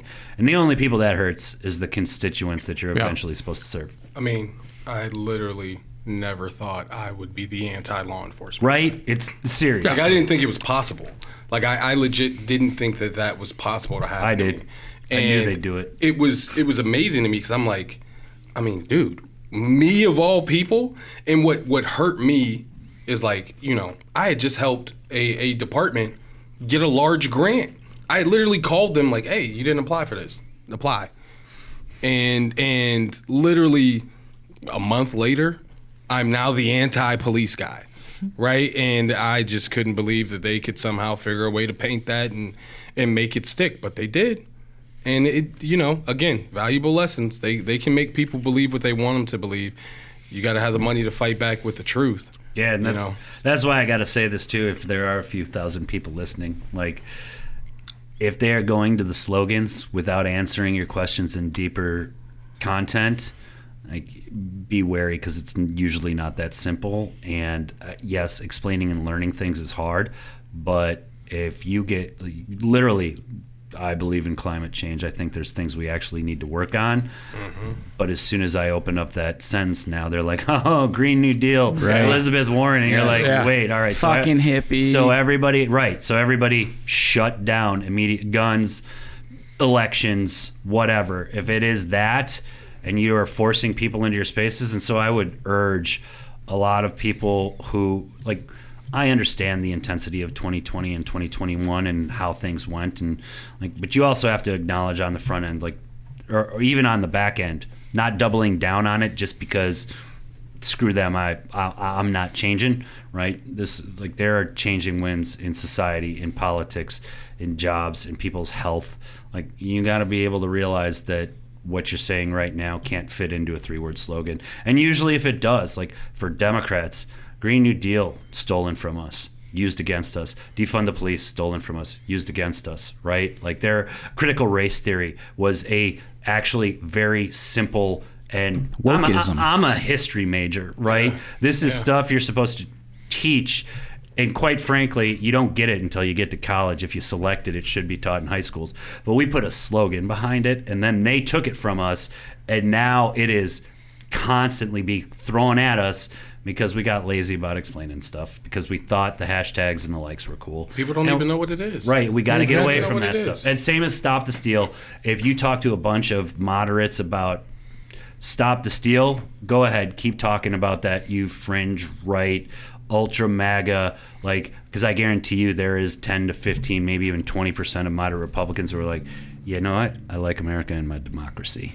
And saying, when you say that, I shut down. And that's actually why I think, like, if you put Donald Trump against Joe Biden again, like, I firmly believe Joe Biden wins, because America, even my quiet dad, my ultra conservative, like, this is my guy, there's a collective middle of the road 10 to 15% are like, yeah, we're not doing that again. That wasn't fun. That wasn't good. And, like, I really do think, like, you can't be lazy about how you're explaining things on either side. It's hard work, but you gotta talk to people like they're adults. Well, you just said the magic phrase. It's hard work. It's more work for the voter to understand in a deeper level, and it's also more work for the candidate to have to explain that stuff, or the campaign to have to explain that stuff. And sometimes we're lazy and we're complacent and we're busy running our kids to school, going to practice, having a beer with our friends, our job, our health, whatever it is. And we don't dive into that. This is a plea to those others out there that maybe do what we do. Like, try to fit the, I don't want to use the term intellectualism, but the educational piece in there, so that voters can be informed. Because typically we're not, right? We're not informed, and that's why these hashtag politics kind of take root, because it's easier. Yeah.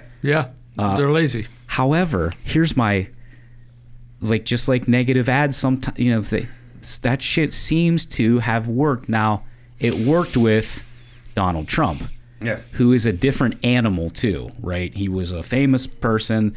He built his name and reputation on, the art of the deal, and this idea of reclaiming and rebuilding New York, and then branding and all these other things.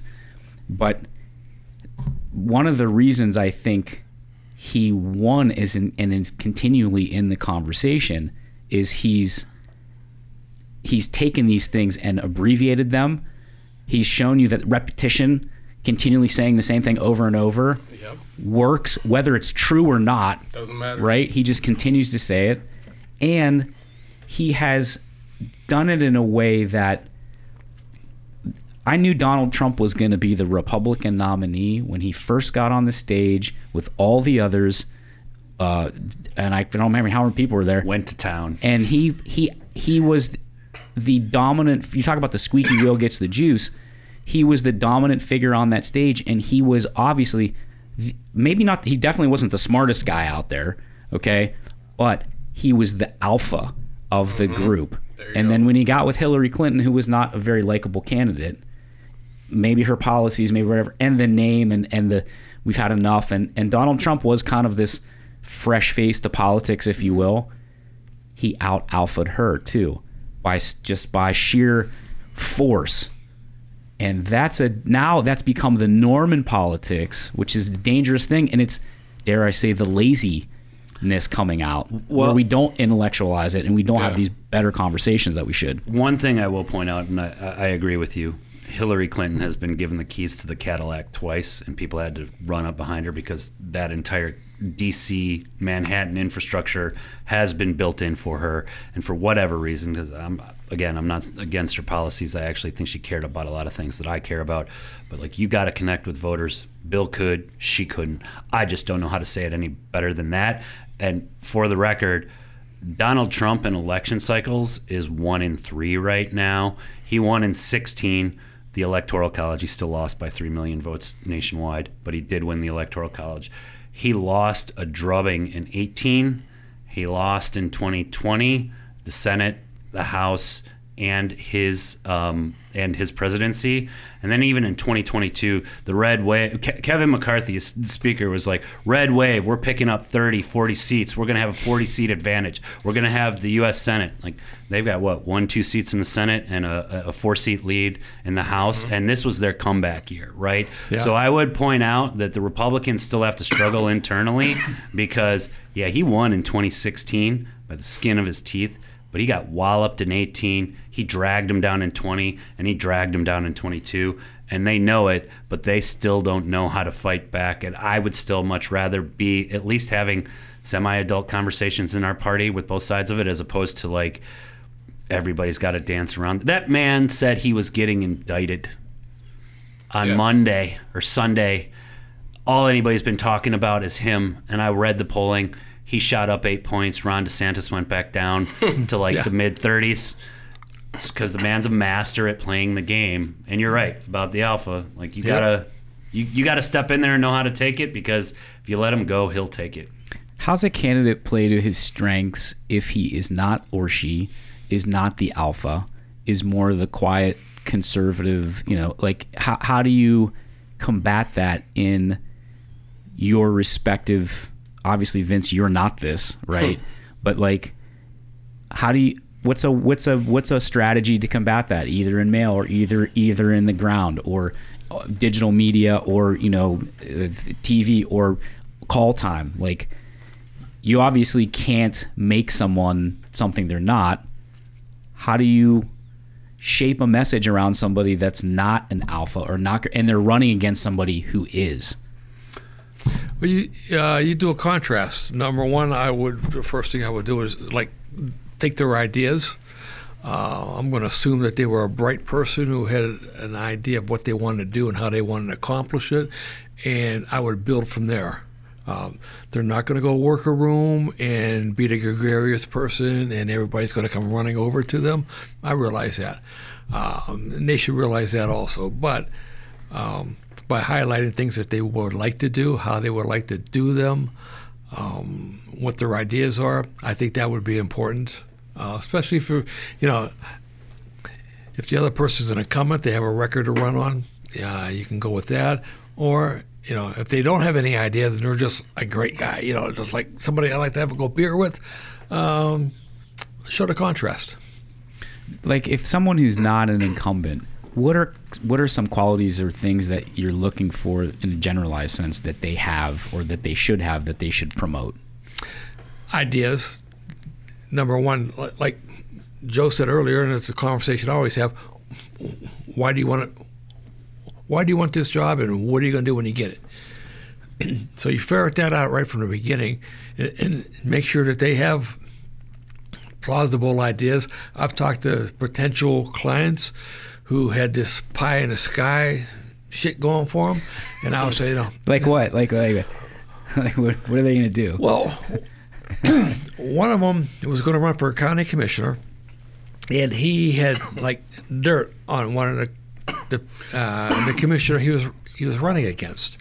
And I told him, says, look, first off, you have no proof of any of this is true. It's all innuendo. Actually, it's just plain bullshit. And I says, when you go to the editorial board at the Vindicator, they're going to nail your ass. Oh, no, I got this on her. I got this, I got that.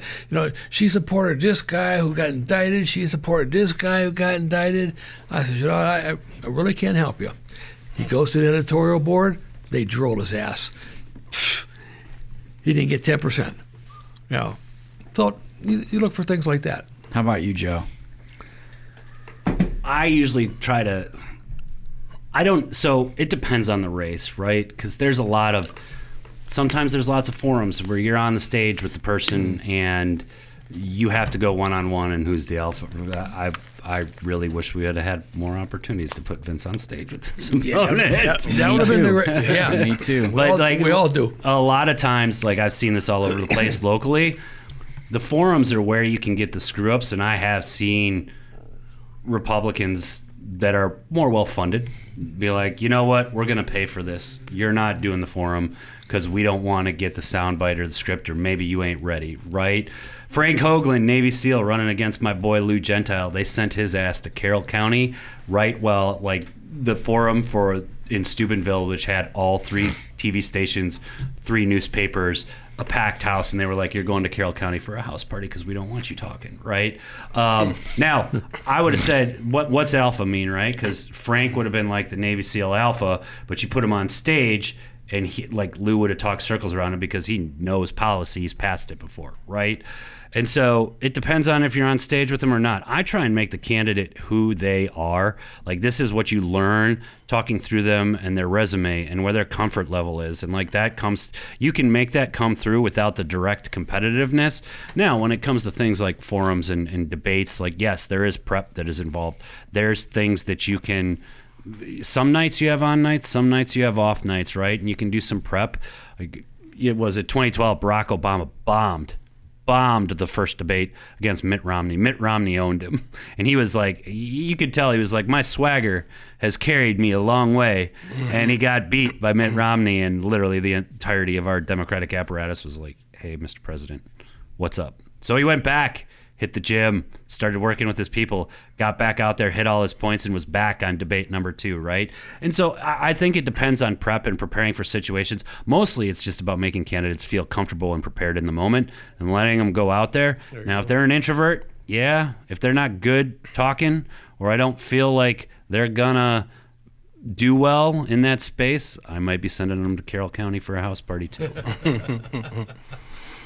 Well, we talk a lot about positioning and marketing, right? And positioning's like, I think we talked about this with Vince a lot too. What's the difference between you and your opponent and defining those things, right? It goes back to that pizza idea. Yeah. You were both selling pizza.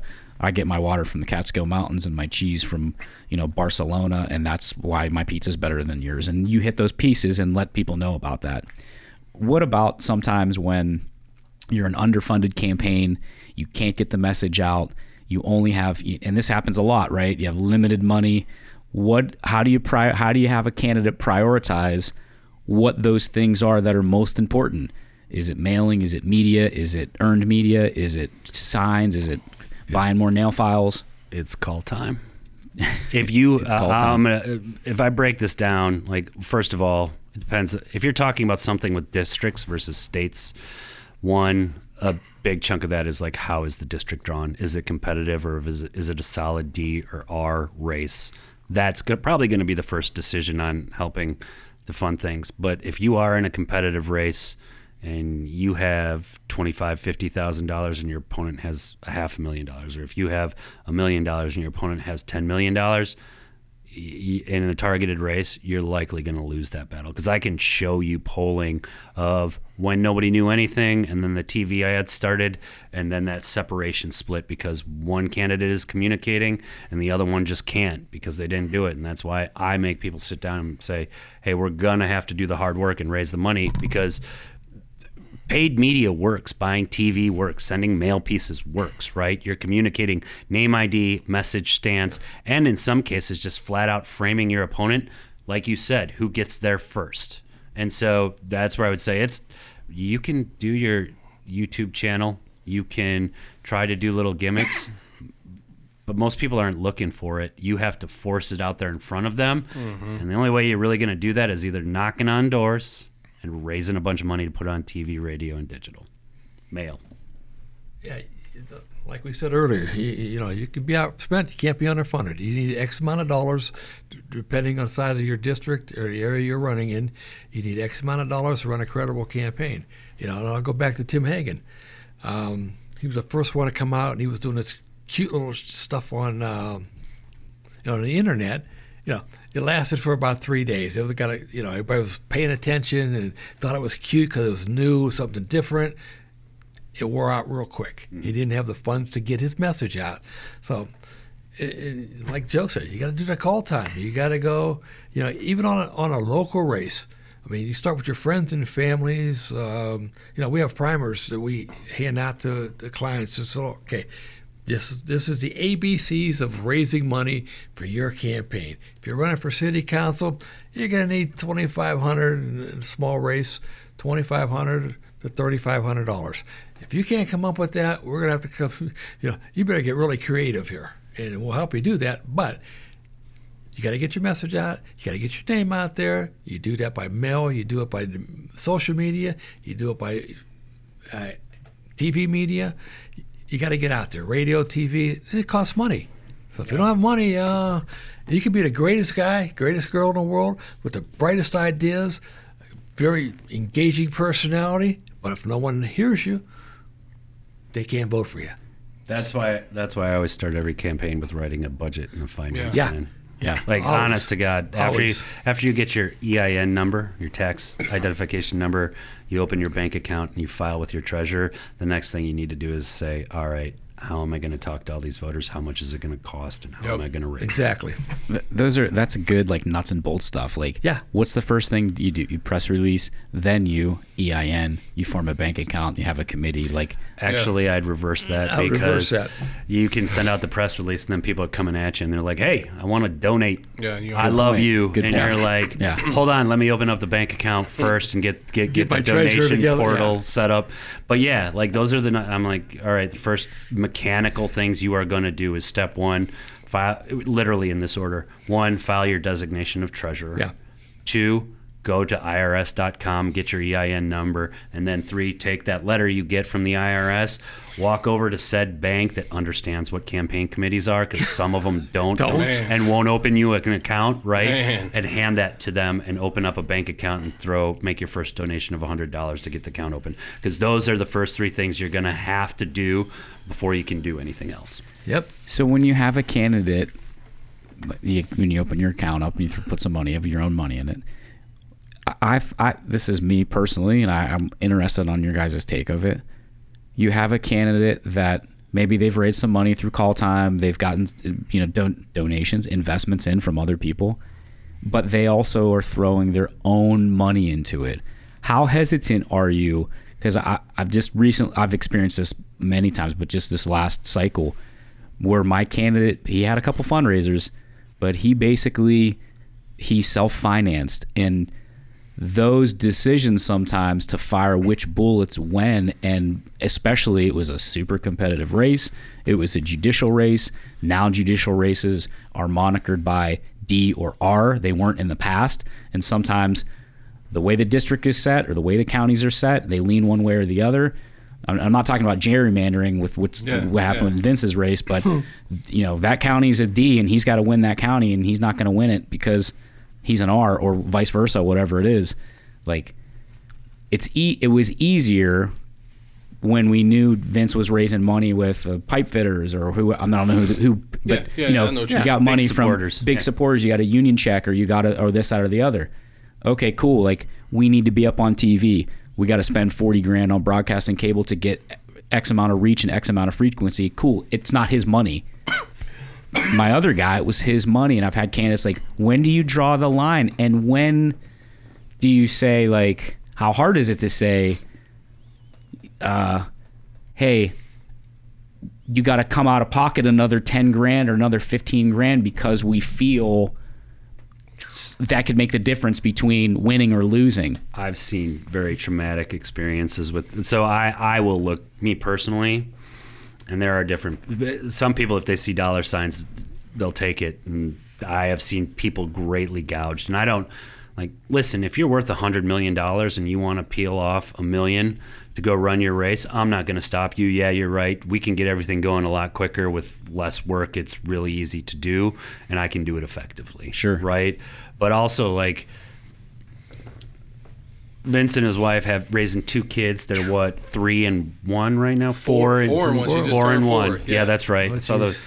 And I'm like, listen, you make a good, solid middle class living, but you are not rich. You still got 25 more years to pay down the mortgage on your house. And I legit am like, listen, man, don't take 10, 25, $50,000 and throw this down. Like, I personally just can't tell people. I am very the things that trigger me is like, is the house clean and are my finances in order? As long as those 2 things are set, I feel like I can go take on the rest of the world, because sometimes emergencies pop up and I'm just OCD about cleanliness. I don't want to see any family ever put themselves in financial straits down the road for a path. Now, Vince, if you end up making millions of dollars down the road and you're like, hey, I want to peel this off, I'll be like, all right, let's have that conversation now. Yeah. I just don't want anybody to put themselves in a financially unsound place. Like, for instance, I had a guy who, a client who was retired, got his pension, money saved. He wanted to throw $20,000 into his race. I was like, all right, let me talk through all these things with you. You're in a good space. You can make this investment. Kids are out of college, got their own jobs. This is your, I do what I want with my money. All right, cool. Versus, say, Vince, who's 35, 36? 33, I'm sorry. Calling me old, man. What's up? Right. and I'm like, no, man, you got a lot. Like, it gets hot in the moment, right? And you're like, what do I have to do? And I'm kind of always the person that's like, hold on a sec.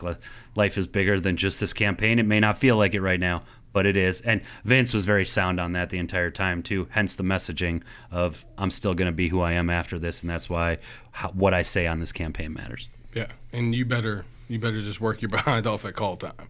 You know what I mean? Like, I knew I couldn't ask my wife to run for office, and oh, by the way, I'm going to take this out of our savings.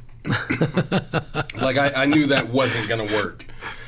So I was like, yeah, man, I'm just going to have to raise this money. And I mean, there were times where, you doubt it if you're going to be able to raise it. And I think it was a little harder for us with the late primary and all of that. Yeah. But man, you just do the work. I mean, it keeps coming down to that, in my opinion, for all the candidates out there. Listen, dude, you just got to do the work and do the stuff that you don't want to do. Do the stuff that, what are you willing to sacrifice? I had to sacrifice a lot more than what I thought. Are you willing to miss your baby's first steps? That's a real question you got to ask yourself, right? Are you willing to hear your kids want to go outside, but you're like, all right, babe, I can go out in like 2 hours. I got to do call time with Joe.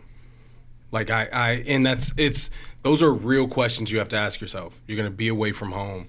You're going to ask people questions you don't want to. You're going to get cussed out. People are going to hate you. They're going to love you. What are you willing to do, man? And if you want to not be underfunded, it's going to require you, especially if you're running in a race where you're going against an incumbent, it's going to require you to do a lot of work and a lot of sleepless nights and a lot of days where you're just trying to figure it out. Like, nobody has the answers. Every race is so different. Yeah. Every race is its own animal and its own different thing. And so even, there are times with Joe where I'm like looking at the budget and I'm looking at what I need to raise, and I'm like, yo, Joe, this is a big number right here, my man. Like, I'm a little worried. And thankfully, man, everything kept working out and we kept finding ways to meet our goals. And that was the one thing I thought about earlier. New candidates, set goals. Set a goal that, hey, this is what I'm raising this month. And if you're like me, set some goals that like don't make sense. Like, I was like, yeah, I'm gonna raise $250,000, and everyone was like, dude, you're gonna be happy if you cross 100. Okay, but like, set some goals for yourself that, maybe don't make sense to other people, but something that will motivate you to work harder and to go further. I mean, that's just how I operate. But I really think you would benefit from that and have people around you that will push you to get to your goals. Don't limit yourself. Don't put yourself in a box where you're like, man, if I raise this a bit, this amount of money, I'm fine. Nah, go above and beyond that. So you can do above and beyond. You can hire cool people, So. Well, I dovetailing off that, I mean, candidates out there, research your consultants, kind of figure out what kind of person they are. Are they the person who, like Joe or Danny or myself, takes those things into consideration? Like, kind of similar to you, I had a judicial candidate and he wanted to spend $10,000 of his retirement because he felt like if we could buy some more TV and get this message out more, and he's coming to me and saying, well, what do you think?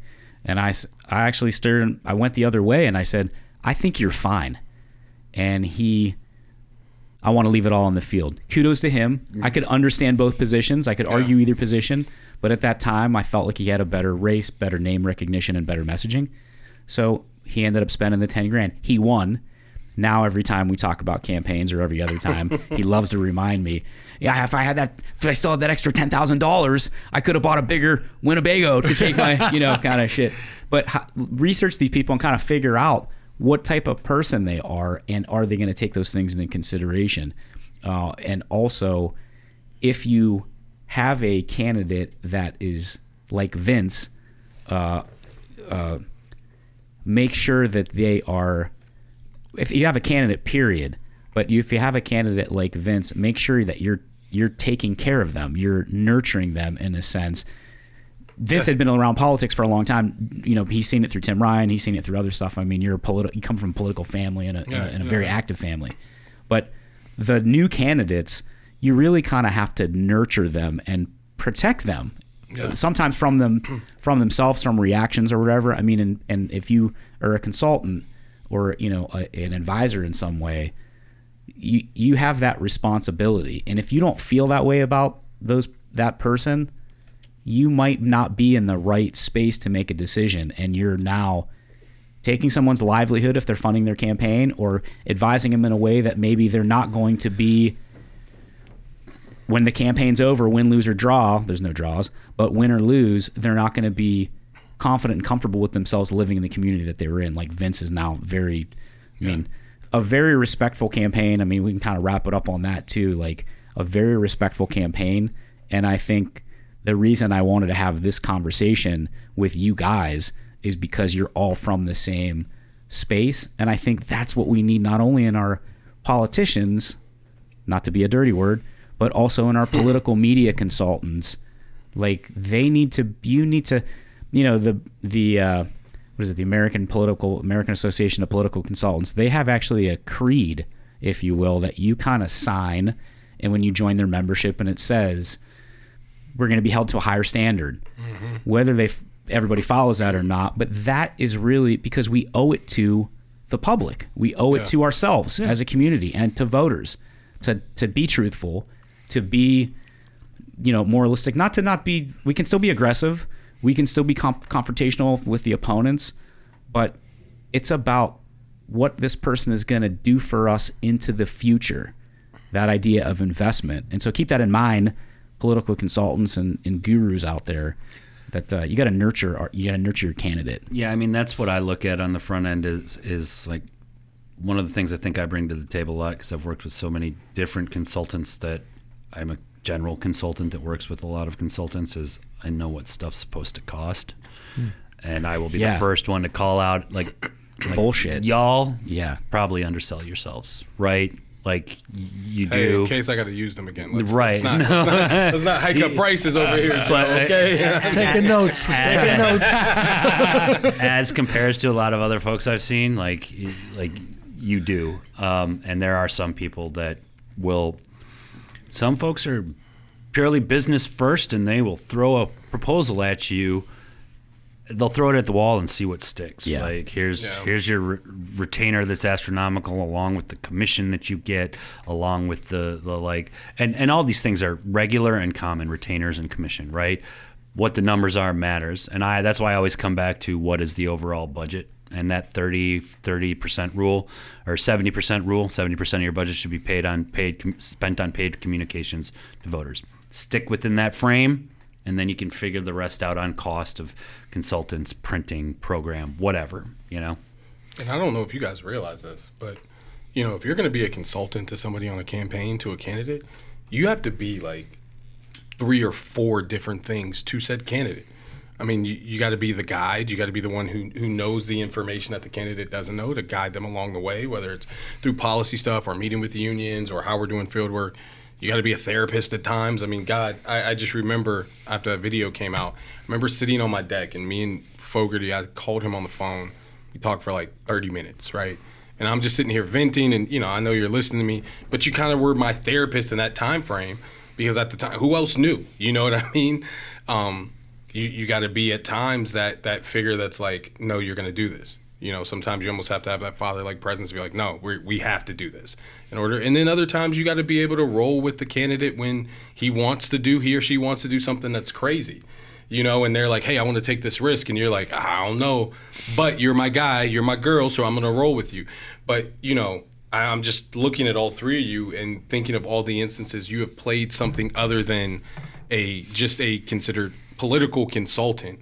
You're so much more wrapped into that, and there's so much more that you do for a candidate, even going down to how you treat my family and how you help them, or the conversations you brought your wife to have with my wife, you know, or seeing something in Shanice knowing that she wanted to be involved.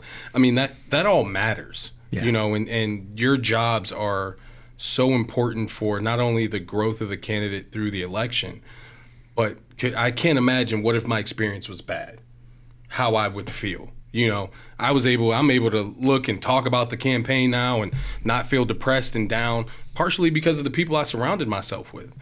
If my experience was bad with you guys, could you imagine how I would feel about the campaign, how I would feel about politics, how I would feel about even taking a job like I have now where I deal with politics? So I just want to make sure you guys give yourselves credit, and to all the other consultants out there, give yourselves credit for what you do, because what you do is not only extremely important, but it has lasting effects on the people that you're dealing with. So thank you to all of you. If I don't ever say it publicly, thank you to all of you, man. And Shanice too. I got to shout her out one more time because seriously, she made your social media. So and my father, for whatever reason, thought you guys wanted him on here today, and I said no. They got the real Vince. Hey, he spent 33 years being the most. That's not me saying that. Okay?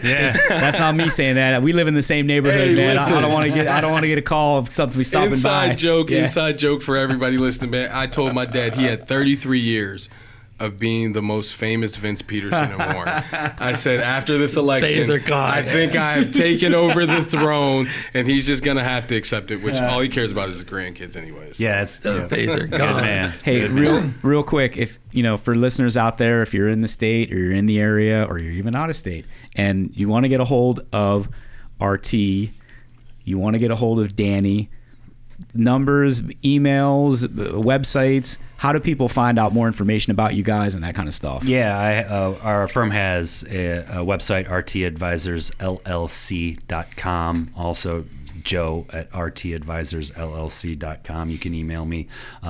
Sit down. We have 2 rules. We take every meeting to talk people through what they're thinking about doing and seeing if it's a fit. And the other thing we do is, fair warning, once we get a certain number of clients, we close ourselves down along the year. So the earlier you start, the better, because one of the things I like to be upfront with everybody is like, my partner Bridget and I do not overextend ourselves so that we can do the work we need to do for the people that we do have. And also, the earlier you get started on a campaign, the better position you're going to be in come October. Danny? You can call me anytime, 330-718-3689, or email me, dthomasjr71@gmail.com. And I want to dovetail on to something you mentioned earlier about, especially for first-time candidates who have been around campaigns all their life possibly and have worked on, volunteered on different campaigns. You don't know a campaign until you are the candidate. That's true. That is something your eyes are going to pop out, because all the campaigns I worked on, I didn't realize my role until I ran for office myself. And the first thing I said was, I got to get me a Danny Thomas, somebody to do what I would normally do on a campaign. Mm-hmm. And And like we were talking earlier, first thing you do, set the budget, because it's going to take X amount of dollars to run a credible campaign. And if you don't think you could reach that number, you may have to self-fund to a degree. But I would never push somebody to self-fund a campaign. Yeah. It's like self-funding a movie. Don't do that. You look at their background. Unless you're James Cameron. Yeah. Russo brothers, somebody like that. Yeah. Yeah, you take into consider their background and circumstances. So if they're raising a family, hell no, you're not going to hit them up for $10,000. They can't afford it. But if they got the wherewithal and they got to throw a couple of bucks into the pot to make it work, I mean, I got no problem with that. But like I said, it depends on each candidate. And when you get a candidate like Vince, and I will say this, I mean, other than he reminded me so much of Sylvester Patton. When I ran his campaigns, we started from zero, ground level zero. The personality, the wherewithal, and how quick they cut on a campaigning and what needed to be done, and the gung-ho attitude, like, we got to get this done. I mean,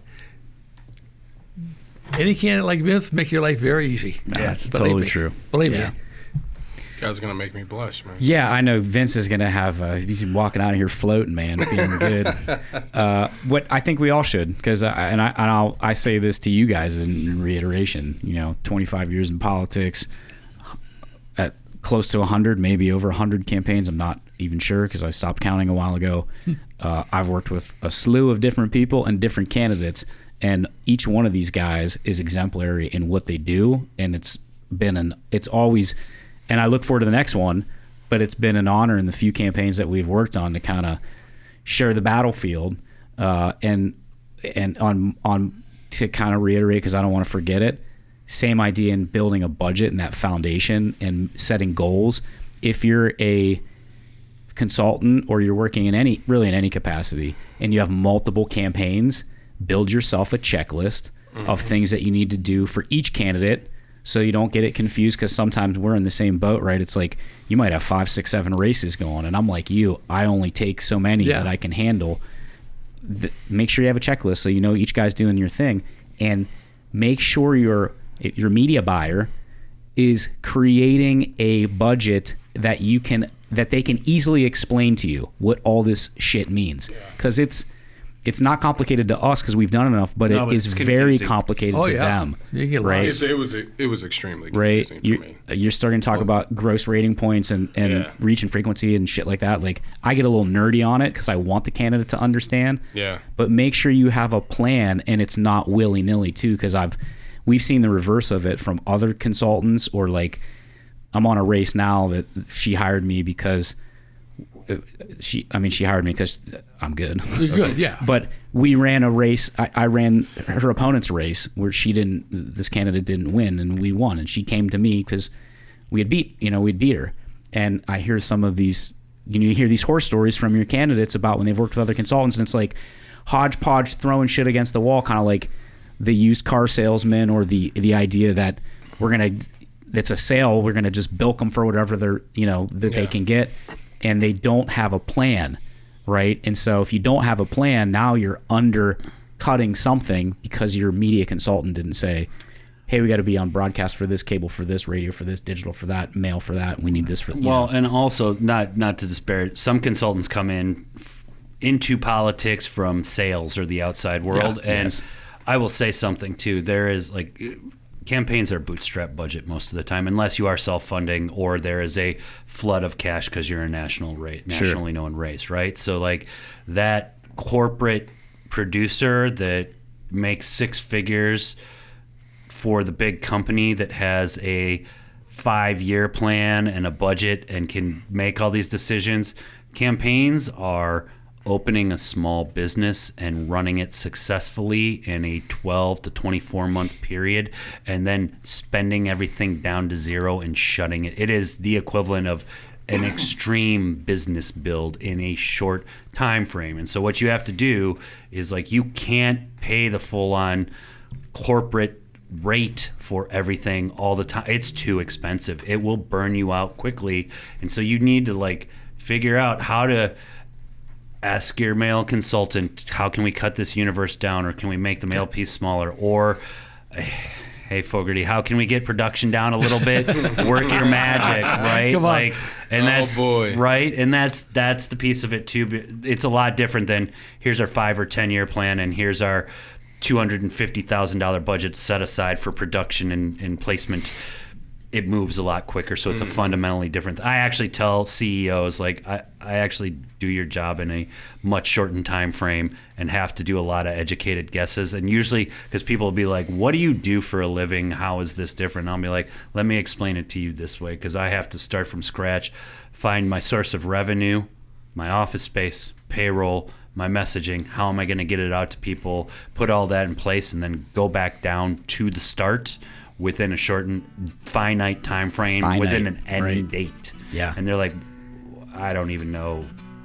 Wow, you do that? Like, I pay teams of consultants in corporate world to do this for an ongoing decade or two. How's it working this quarter? Right. We don't get that. No. Which is where some of the juice comes. It's kind of like, I don't gamble, but it's kind of like that. What I would feel like is that same kind of addiction for guys that do it continually. It's like, did you win? Because I think that's why we think the win's more important than probably the money, because it's the juice, right? Yeah. It's like you have a definitive versus in the corporate world, we won last year, our profits were up this year, the message wasn't the right one, so we're changing it, whatever it is. Like, you know if it worked or not, because on that date, at the end of the night, usually at the end of the night, okay, or maybe the end of the week, depending on if your guy won or not, or girl won or not. Anyways, guys, it's been awesome talking to you. I want to have another conversation, maybe another time we can talk about, because I have a lot of stuff we didn't cover, multiple campaigns at a certain time, blah, blah, blah, and we'll do that another time. Joe, Danny, Vince, thank you for sharing the time today on the ProdCast. Oh, it's been fun. Yeah. It's been Man, thanks fun. for having us, man. It's good to get the team back together. I'll come up anytime. Yeah. Yeah. Especially if Danny's bringing that dried sausage, man. Yeah, and Anytime. This is my favorite part of Ohio to hang out in anyway. Yeah, there we go. Ladies and gentlemen, listeners, lovers, and friends, until the next time, be kind to one another and stay electrified.